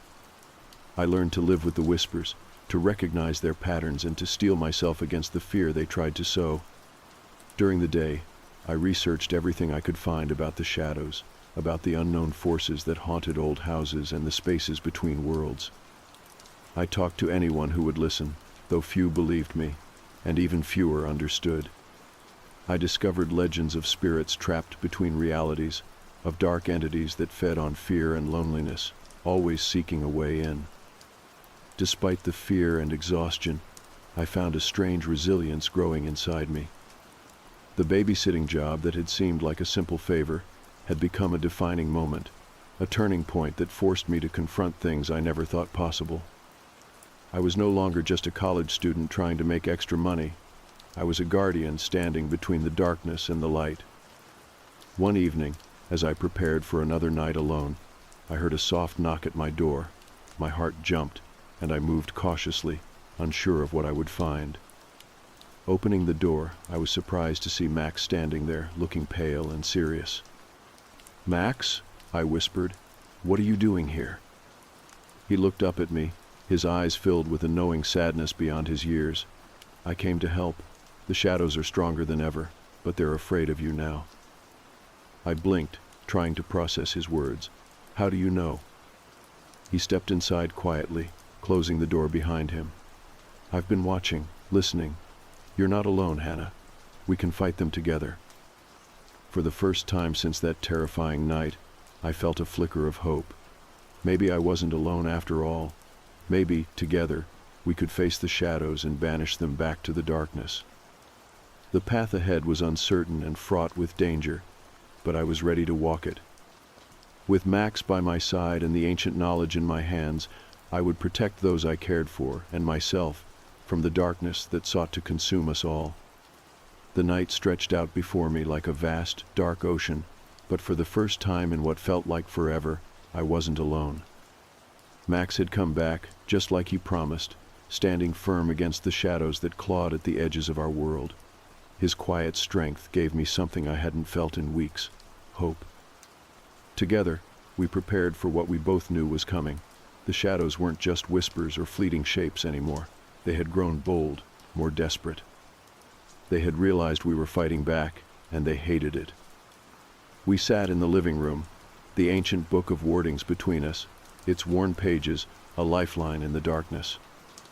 The flickering candlelight cast dancing shadows on the walls, shadows that seemed to twist and leer with a new intensity, as if they could sense the defiance in our hearts. I traced my finger over the symbols Mrs. Thompson had taught me to draw, while Max gathered small objects from the house: mirrors, salt, herbs, each item holding meaning and power in the ancient language of protection. "Are you ready?" I asked him quietly. He nodded, eyes steady and calm. "I have to be. We don't have much time." The wind howled outside, rattling the windows, and I could feel the house itself holding its breath. The clock ticked slowly toward midnight, and as the hour approached, the shadows thickened, pooling in the corners and under the furniture like ink spilled across the floor. We began the ritual together, chanting the words from the book, our voices steady despite the fear that tightened our chests.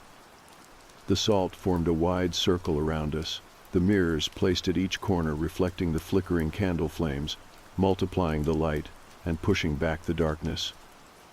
The herbs burned with a fragrant smoke that filled the room, weaving through the air like a protective barrier. For a moment, the shadows recoiled, shrinking away from the light and the ancient magic. The house seemed to sigh, the oppressive weight lifting slightly, as if the darkness had lost some of its hold. But then, a chill ran through the air, sharper and colder than before. The whispering returned, louder now, angry and urgent. The shadows surged like a tidal wave, stretching long, jagged fingers toward us. I felt their cold touch graze my skin, like frostbite spreading from the inside out. Max gripped my hand tightly, his voice clear and commanding. "Keep going, Hannah. Don't stop." The words gave me strength, and I pushed back against the fear that threatened to swallow me whole. I focused on the words, the symbols, the flames burning between us. The house shook as the shadows screamed, a terrible, unearthly sound that made the windows rattle and the floor tremble beneath our feet. Suddenly, the biggest shadow, the one with glowing yellow eyes and a mouth full of jagged teeth, lunged toward us. It passed through the circle with a hiss, its form flickering like a broken light bulb. I screamed and reached for the book, holding it like a shield. Max stepped forward without hesitation, raising an old silver cross he had found in the attic. The shadow recoiled, howling in pain as the cross burned with a bright, pure light. The others followed, shrieking as the circle tightened around us, the flames growing higher and hotter. I felt a warmth spreading through me, a calmness amid the chaos. The shadows' screams became frantic, desperate. They clawed at the walls, the floors, trying to escape the cage we had woven, but it was no use. The light was stronger, purer, fueled by our courage and the ancient rites. One by one, the shadows dissolved, melting into nothingness as the dawn's first light crept through the windows. The house grew silent again, but this time the silence was peaceful, free of menace. Exhausted, we sank to the floor, breathing hard but alive. The night had been a battle, but we had won. In the weeks that followed, the house felt lighter. The air was no longer thick with dread, and the shadows that once haunted every corner were gone.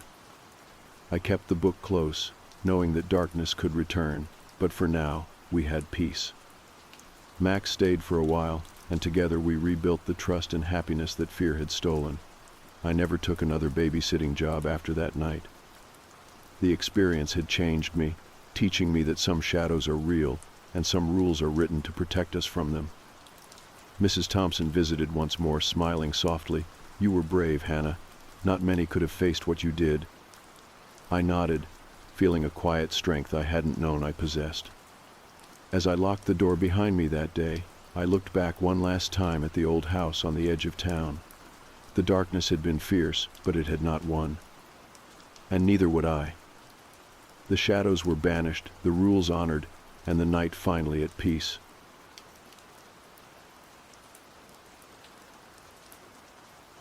When I started my night shift at the Willowbrook Inn, I found a piece of paper waiting for me on the front desk. Scrawled across the top in thick black marker were the words, "Employee Rules."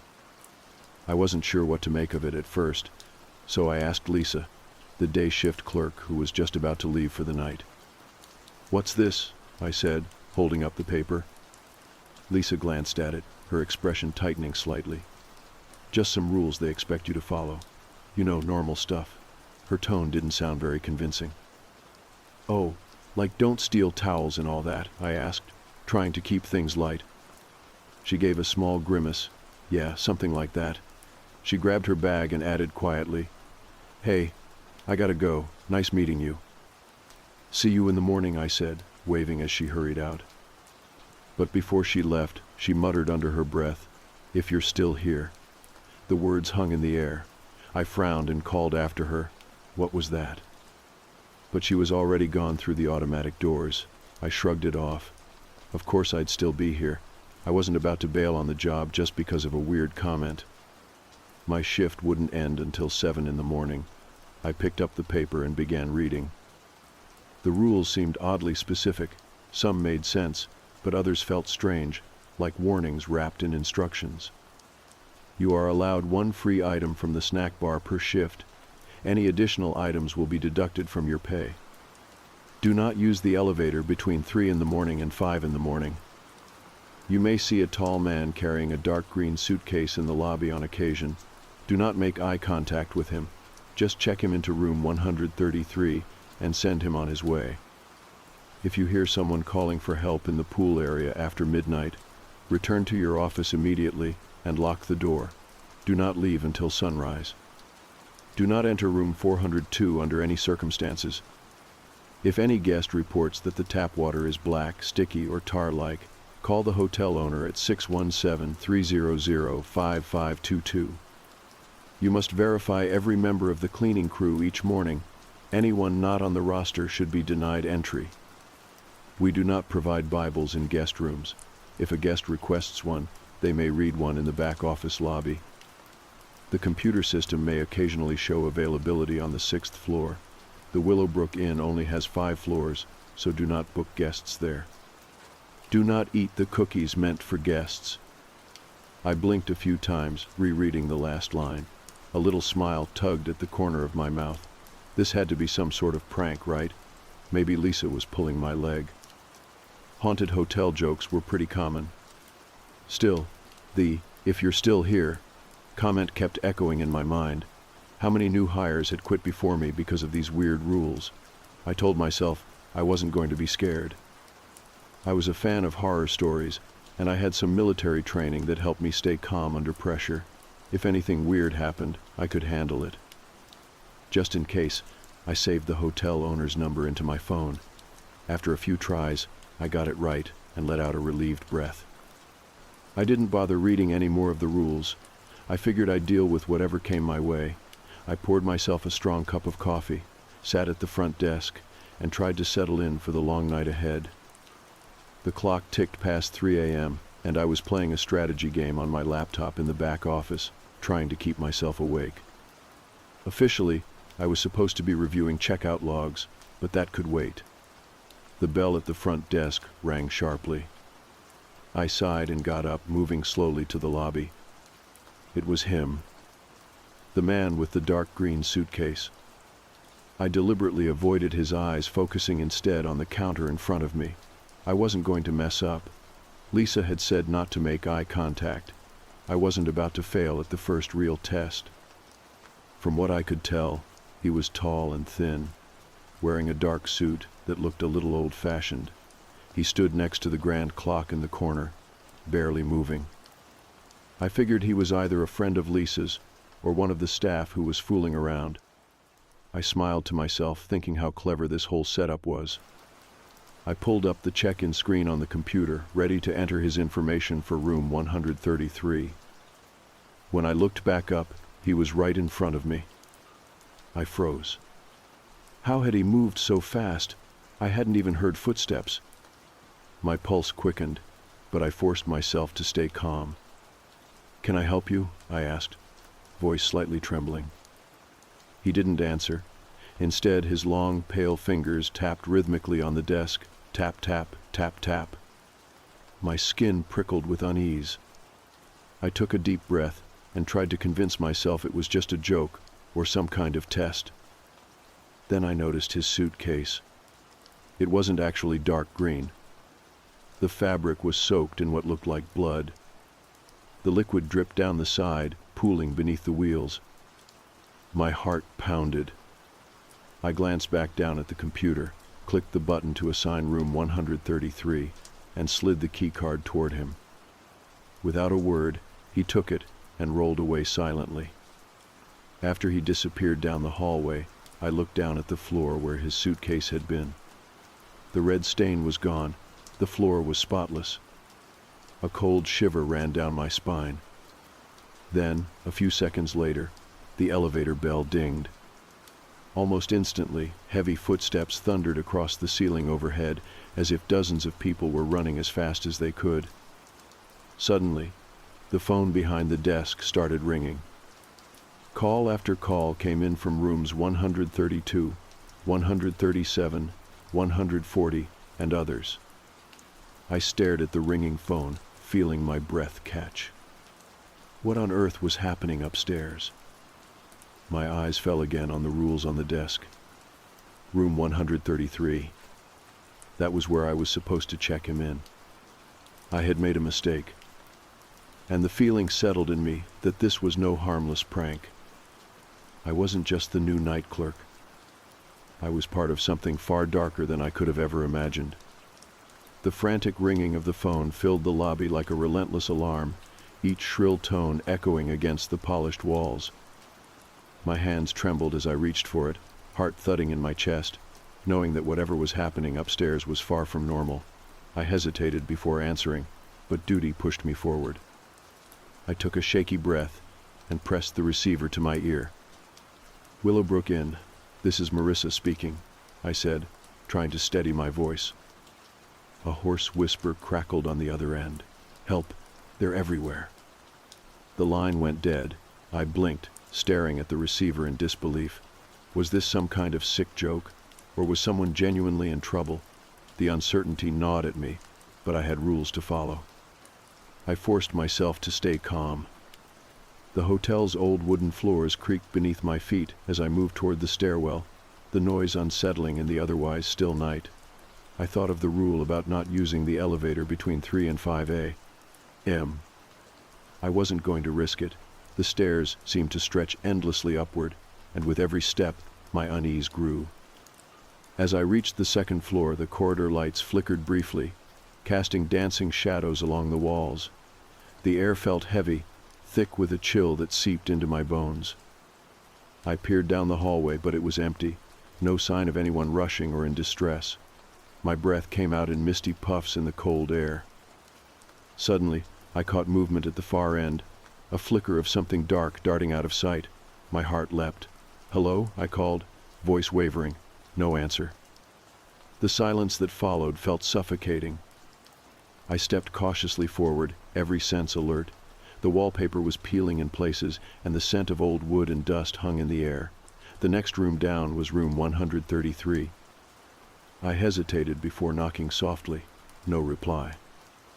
A cold draft whispered past me, carrying a faint smell of something metallic and sharp.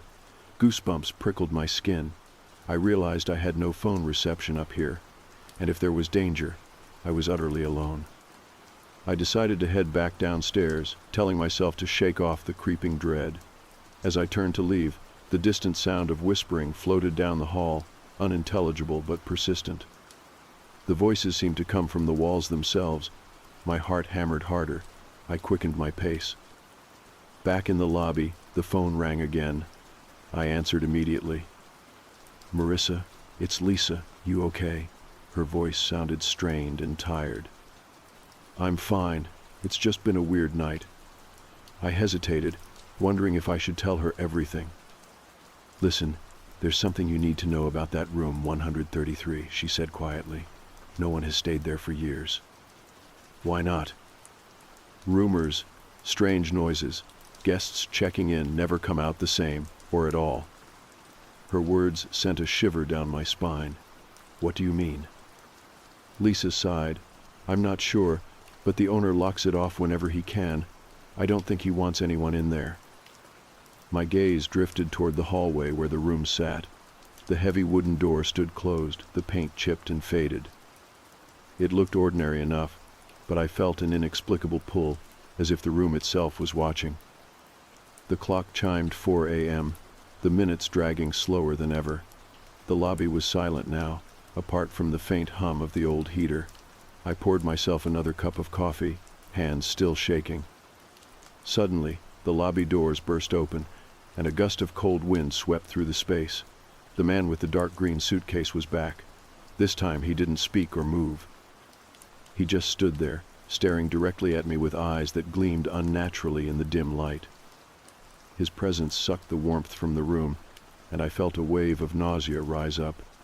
He opened the suitcase slightly, and I caught a glimpse inside, shadows swirling and writhing like smoke.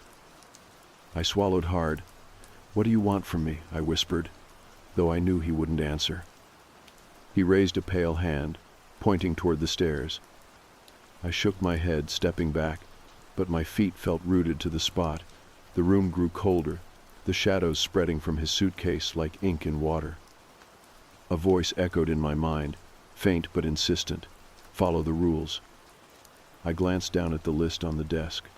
The rule about the man with the suitcase was clear. Check him into room 133 and send him on his way. I hadn't done that correctly. Was this his way of reminding me?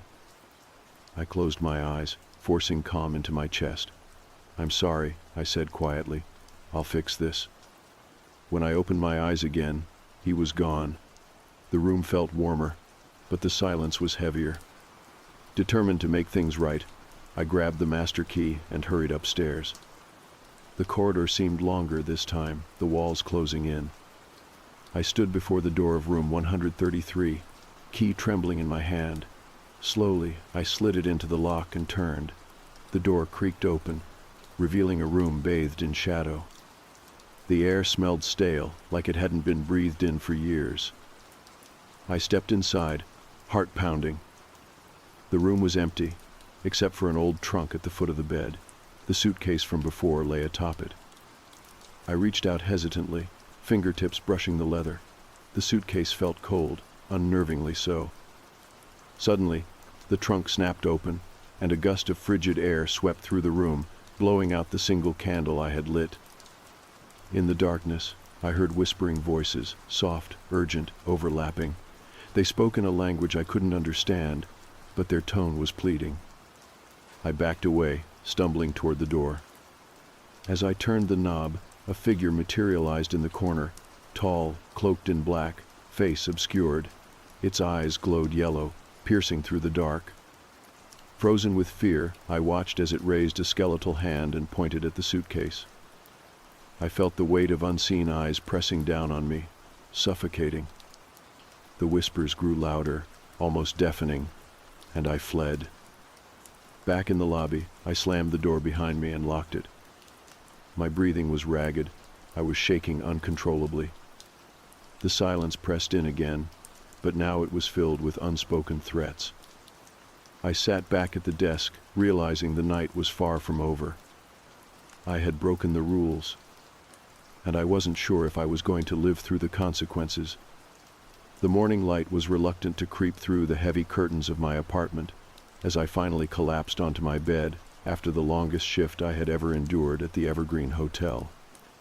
My mind refused to slow down, replaying every detail of the night, the whispered voices, the cold presence in room 133, the man with the bloodied suitcase that seemed to stretch reality itself. Sleep teased me, but the shadows from the hotel clung stubbornly to my thoughts, refusing to fade. I could still feel the weight of those yellow eyes burning into my skin, a sensation so vivid it was as if the creature was still there, watching me from some unseen corner of my room. It was unsettling to realize that the hotel, the place I thought was just a job, might be something far more sinister. The events had left me feeling vulnerable and paranoid. Every creak of my apartment, every flicker of light from outside, set my nerves on edge. I lay awake, my hands clenched tightly beneath my pillow, praying for just a few hours of rest. By noon, despite my exhaustion, I knew I couldn't avoid the hotel any longer. I had to return and face the unanswered questions, even if it meant confronting the darkness that lurked within those walls. I told myself that knowledge was power, and maybe by understanding the rules better, I could protect myself. When I arrived at the Evergreen, the sun cast long shadows over the grand facade, the kind of light that seemed almost too bright after the suffocating darkness of the previous night. The lobby was quiet, except for the soft murmur of the morning staff preparing for the day.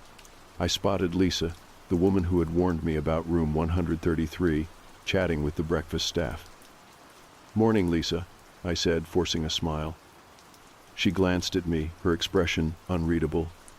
"Back so soon? You look like you didn't get much sleep." "I didn't." I leaned closer.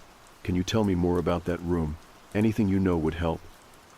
She sighed and nodded. "It's been closed off for years. The owner never wanted anyone to go near it after some incidents. There were guests who disappeared, others who went crazy. We keep it sealed to avoid trouble." "Incidents? Like what?" Lisa lowered her voice. "Strange noises, shadows moving, people hearing voices. It's like the room itself is alive with something dark. I swallowed hard. Have you ever seen anything yourself? Her eyes flickered with hesitation. Once, I was cleaning near the door, and I thought I saw a figure in the window. It disappeared before I could blink. The idea sent chills down my spine. Do you think it's connected to that man with the suitcase? She nodded slowly. He shows up every so often, always around the witching hour. No one knows who he really is, but he's tied to that room somehow. The owner just wants him checked in and sent away, but I don't think that's the end of it. That afternoon, I found myself drawn back to the hotel, despite every instinct telling me to stay away. The lobby was almost deserted, the soft hum of the early morning creating an eerie calm. I sat by the front desk, flipping through the employee manual and searching for anything I might have missed. My phone buzzed. It was a message from Lisa. Be careful tonight, the hotel gets restless. I stared at the screen, heart pounding. The warnings were becoming more real, more urgent. I knew I had to prepare myself. That night, as darkness swallowed the town, I arrived early to begin my shift. The hotel seemed different now, less a place of business, more a living entity breathing shadows and secrets. The clock in the lobby ticked toward 3 a.m. My eyes flicked to the surveillance monitors, watching the quiet halls, the dimly lit corridors, and the closed doors. My fingers hovered over the controls, ready for anything. At precisely 3 o'clock, the old elevator suddenly jolted to life with a grinding sound. The indicator blinked, signaling a trip from the basement. I felt a shiver crawl up my spine. I knew the rules forbade using the elevator between 3 and 5, but this was no ordinary elevator. It was moving on its own. I grabbed the walkie-talkie to alert security, but the device was dead. I tried my phone, no signal. The hotel was isolating me. Then footsteps echoed from the basement entrance, heavy, deliberate steps that shouldn't have been there. My breath caught. I peered down the hallway toward the basement doors, now slightly ajar, swaying gently as if pushed by a breeze, but the night was still. Suddenly, the whispering voices returned, closer and louder. I couldn't make out the words, but their urgency was clear, warnings or maybe threats. The door creaked open wider. I stepped back, heart pounding, but curiosity and fear rooted me in place. A figure emerged from the darkness, tall, cloaked in shadow, eyes glowing faintly in the dim light. It moved silently, an unnatural grace in its step. I wanted to run, but my legs refused. The figure stopped before me, its glowing eyes piercing through me. Then, from behind, the elevator dinged again. I glanced to see the man with the suitcase stepping out. His presence filled the hallway, the air turning colder still. The two shadowed beings faced each other, silent and tense. I felt like a pawn caught in a game far beyond my understanding. The figure from the basement raised a hand, pointing toward me. I froze, breath shallow. The man with the suitcase slowly turned to me, his eyes darker now, almost void-like. A voice whispered in my mind, barely audible, "You broke the rules." Panic surged. I stumbled backward, tripping over my own feet, crashing into the wall. The hallway seemed to close in, shadows creeping along the walls, swallowing the light. I scrambled for the basement door, slamming it shut and bolting it with trembling hands. The whispering faded, but the oppressive silence that followed was worse. I backed away, heart racing, unsure if I was still alive or trapped in some nightmare. In the safety of the lobby, I vowed to understand the rules better, to protect myself. Because the hotel wasn't just a building. It was a trap, and I was in the middle of it. The weight of the hotel's darkness settled over me, like a suffocating fog as I tried to collect myself in the lobby. My breath was ragged, my heart pounding so loudly I was sure everyone could hear it echoing off the marble floors. The chilling encounter in the basement hallway still burned in my mind, the silent figure with glowing eyes, the cold presence of the man with the suitcase. It was more than a mere ghost story or urban legend now. It was terrifyingly real, and it was happening to me. I knew I had to keep my wits about me. The hotel was no ordinary place. The rules I had laughed off when I first saw them now felt like lifelines. I needed to understand every word, every warning. Because whatever was going on here, I was a small piece caught in a far greater and darker puzzle. I sank into one of the worn leather chairs near the front desk, trying to steady my breathing and think clearly. The front desk was silent except for the soft hum of the ventilation system. I pulled out my phone and glanced at the time, 3:35 a.m. The hours between 3 and 5 seemed to stretch endlessly in this place, like a void where normal rules didn't apply. The silence was suddenly shattered by a distant sound, soft, rhythmic tapping coming from the upper floors. The unmistakable ding of the elevator followed, then heavy footsteps echoing down the hallway. I felt my skin crawl. I looked toward the security monitors. The screens flickered briefly, and on one I spotted the silhouette of a tall figure, standing motionless in the shadowed corridor near room 231. That number stuck with me, the wrong room I had checked the man into the night before. A shiver ran down my spine. Was he still here? Was he watching me? A sudden cold gust swept through the lobby, raising goosebumps along my arms. The automatic doors creaked slightly, but the parking lot outside was empty and still. The hotel itself felt alive, almost sentient, a predator waiting to strike. I reminded myself to follow the rules, but my hands trembled as I picked up the worn employee manual from the front desk. I flipped through its pages, my eyes scanning for anything I might have missed. One rule jumped out at me: do not enter room 404 under any circumstances. I swallowed hard. The ominous number seemed to echo through the building like a warning. I realized I had never even seen the fourth floor, and if it existed at all, it was hidden from view. It was as if the hotel itself was erasing that floor from reality. My thoughts were interrupted by a soft noise behind me, a quiet whisper, almost like a sigh. I spun around, heart racing, but the lobby was empty. I shook my head, telling myself it was just my imagination. The silence was broken again by the distant ringing of a phone. It was coming from the back office. Hesitating, I stepped toward the door, every instinct screaming at me to run. I opened the door slowly and saw the old hotel phone blinking with an incoming call. The line crackled as I answered. "Hello?" My voice sounded small in the empty room. There was silence on the other end, then a whisper so faint I barely caught the words. "Follow the rules." The line went dead. A chill spread through my body. I knew then that the warnings were no joke. This place was dangerous, and I was caught in its web. Determined to stay safe, I locked the office door behind me and sat down at the desk. I stared at the rules again. One by one, they began to make sense. The restricted elevator times, the forbidden rooms, the instructions to never make eye contact with certain guests. I glanced back at the monitor showing the lobby. The elevator doors slid open, but no one stepped out.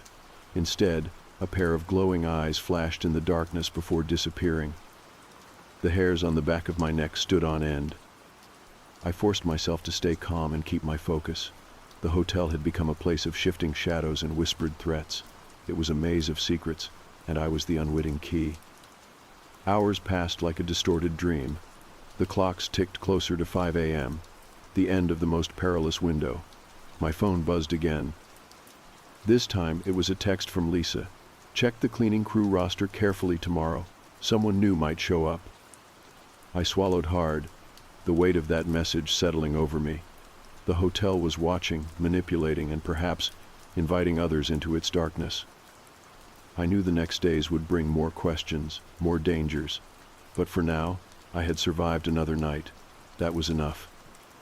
As dawn broke, pale light filtering through the grand windows, I stepped outside for the first time since the night's horrors. The hotel loomed behind me, ancient and silent, hiding its secrets in every shadow. I was only beginning to understand the price of working at the Evergreen Hotel and the cost of breaking the rules. The morning light was weak and gray as I stepped out of the Evergreen Hotel, my legs still trembling from the nights I had spent trapped within its shifting shadows. The building stood behind me like an ancient beast, silent now but still watching, its secrets sealed tightly behind heavy doors and cursed floors. I wasn't the same person who had walked through its revolving doors a week ago, eager for a new job. I was someone marked by what I had seen, a survivor of a place that defied logic and sanity. The days leading up to this moment had been a blur of whispered warnings, cryptic messages, and moments that made my blood run cold. Every night I had returned to the front desk, each shift peeling away the thin veil of normalcy the hotel pretended to wear during the day. The rules had been my only guide, rules I learned to follow not because I wanted to, but because I had no choice. Every misstep had brought the hotel's darker face closer, a constant reminder that I was just a pawn in a much larger game. The strange guests continued to appear, the man with the red suitcase, the old woman in the shawl, the endless procession of shadows and eerie figures lurking just beyond the edge of vision. I learned quickly to avoid eye contact, to never speak unless spoken to, and to trust the rules even when they made no sense. The elevator was off limits during the early hours, the basement door always locked tight, and the mysterious room 404 was a place I dared not even think about. One night a cold wind swept through the lobby, carrying with it a whisper that seemed to seep from the very walls. I sat frozen behind the front desk, clutching the employee handbook like a lifeline. The voices called out from the empty halls, voices filled with sorrow, anger, and something far older. I wanted to run, but my feet felt rooted to the floor, and I knew that running only led to more danger. The phone rang sharply, jolting me back to the present. I answered with a trembling hand. "Are you still following the rules?" came the voice on the other end. It was Dave's voice, but different, hollow and distant. "I am," I whispered. "Good, then you'll make it through. Remember, the hotel feeds on those who stray." I ended the call, feeling a fresh wave of dread wash over me. But I had learned something vital. The hotel wasn't just a place, it was a living entity, feeding on fear, trapping souls, weaving illusions. And the only way to survive was to stay inside the rules, to never give it an excuse to claim me. That night, the shadows pressed closer than ever. I heard footsteps pacing the halls overhead, soft but persistent. The elevator chimed at forbidden hours, but I refused to answer. The whispering grew louder, almost like a chant, but I clapped my hands over my ears and repeated the mantra I'd found in the employee manual. I am protected. I am safe. By some miracle, the night passed. When dawn finally broke, I made my way to the office to check the cleaning crew's roster, as Lisa had warned. Sure enough, there was a new name on the list, one that wasn't supposed to be there. I memorized it and called Dave, reporting the anomaly. His voice was calm but carried an urgency that made my blood run cold. "Don't engage with that person. They're not who they seem." I hung up, a cold shiver crawling down my spine. The following days were tense, every moment filled with the sense that eyes were watching, that something was lurking just out of sight, but the rules remained my shield. I followed them without question, each act of obedience keeping the darkness at bay. On my final night, the hotel seemed to pulse with an otherworldly energy. The red-suited man appeared again, his suitcase soaked in blood-like darkness, but this time I did not flinch. I handed him the key to room 231 without hesitation. He smiled, a smile that didn't reach his eyes, and disappeared into the elevator's shadowy doors. I felt a strange resolve settle in my chest. I had survived the hotel's tests, had kept my wits and my life, but I knew the hotel never truly let go of those who had walked its halls. As I prepared to clock out, I looked around the lobby one last time. The grandfather clock ticked steadily. The sunlight began to warm the stained glass windows, and for a moment, the hotel seemed almost peaceful. But I knew better. Outside, the world was waking up, unaware of the horrors that hid behind the hotel's walls. I locked the front doors, stepped out into the cold morning air, and took a deep breath. I was free for now. The Evergreen Hotel would stand there for years to come, waiting patiently for the next soul foolish enough to cross its threshold. And I would never forget the rules, the warnings, and the nights when the shadows almost consumed me. But I was alive, and I was done. Walking away from the looming building, I promised myself that I would never return, and that I would warn anyone who would listen. Some places are better left alone. And some rules are written in blood for a reason.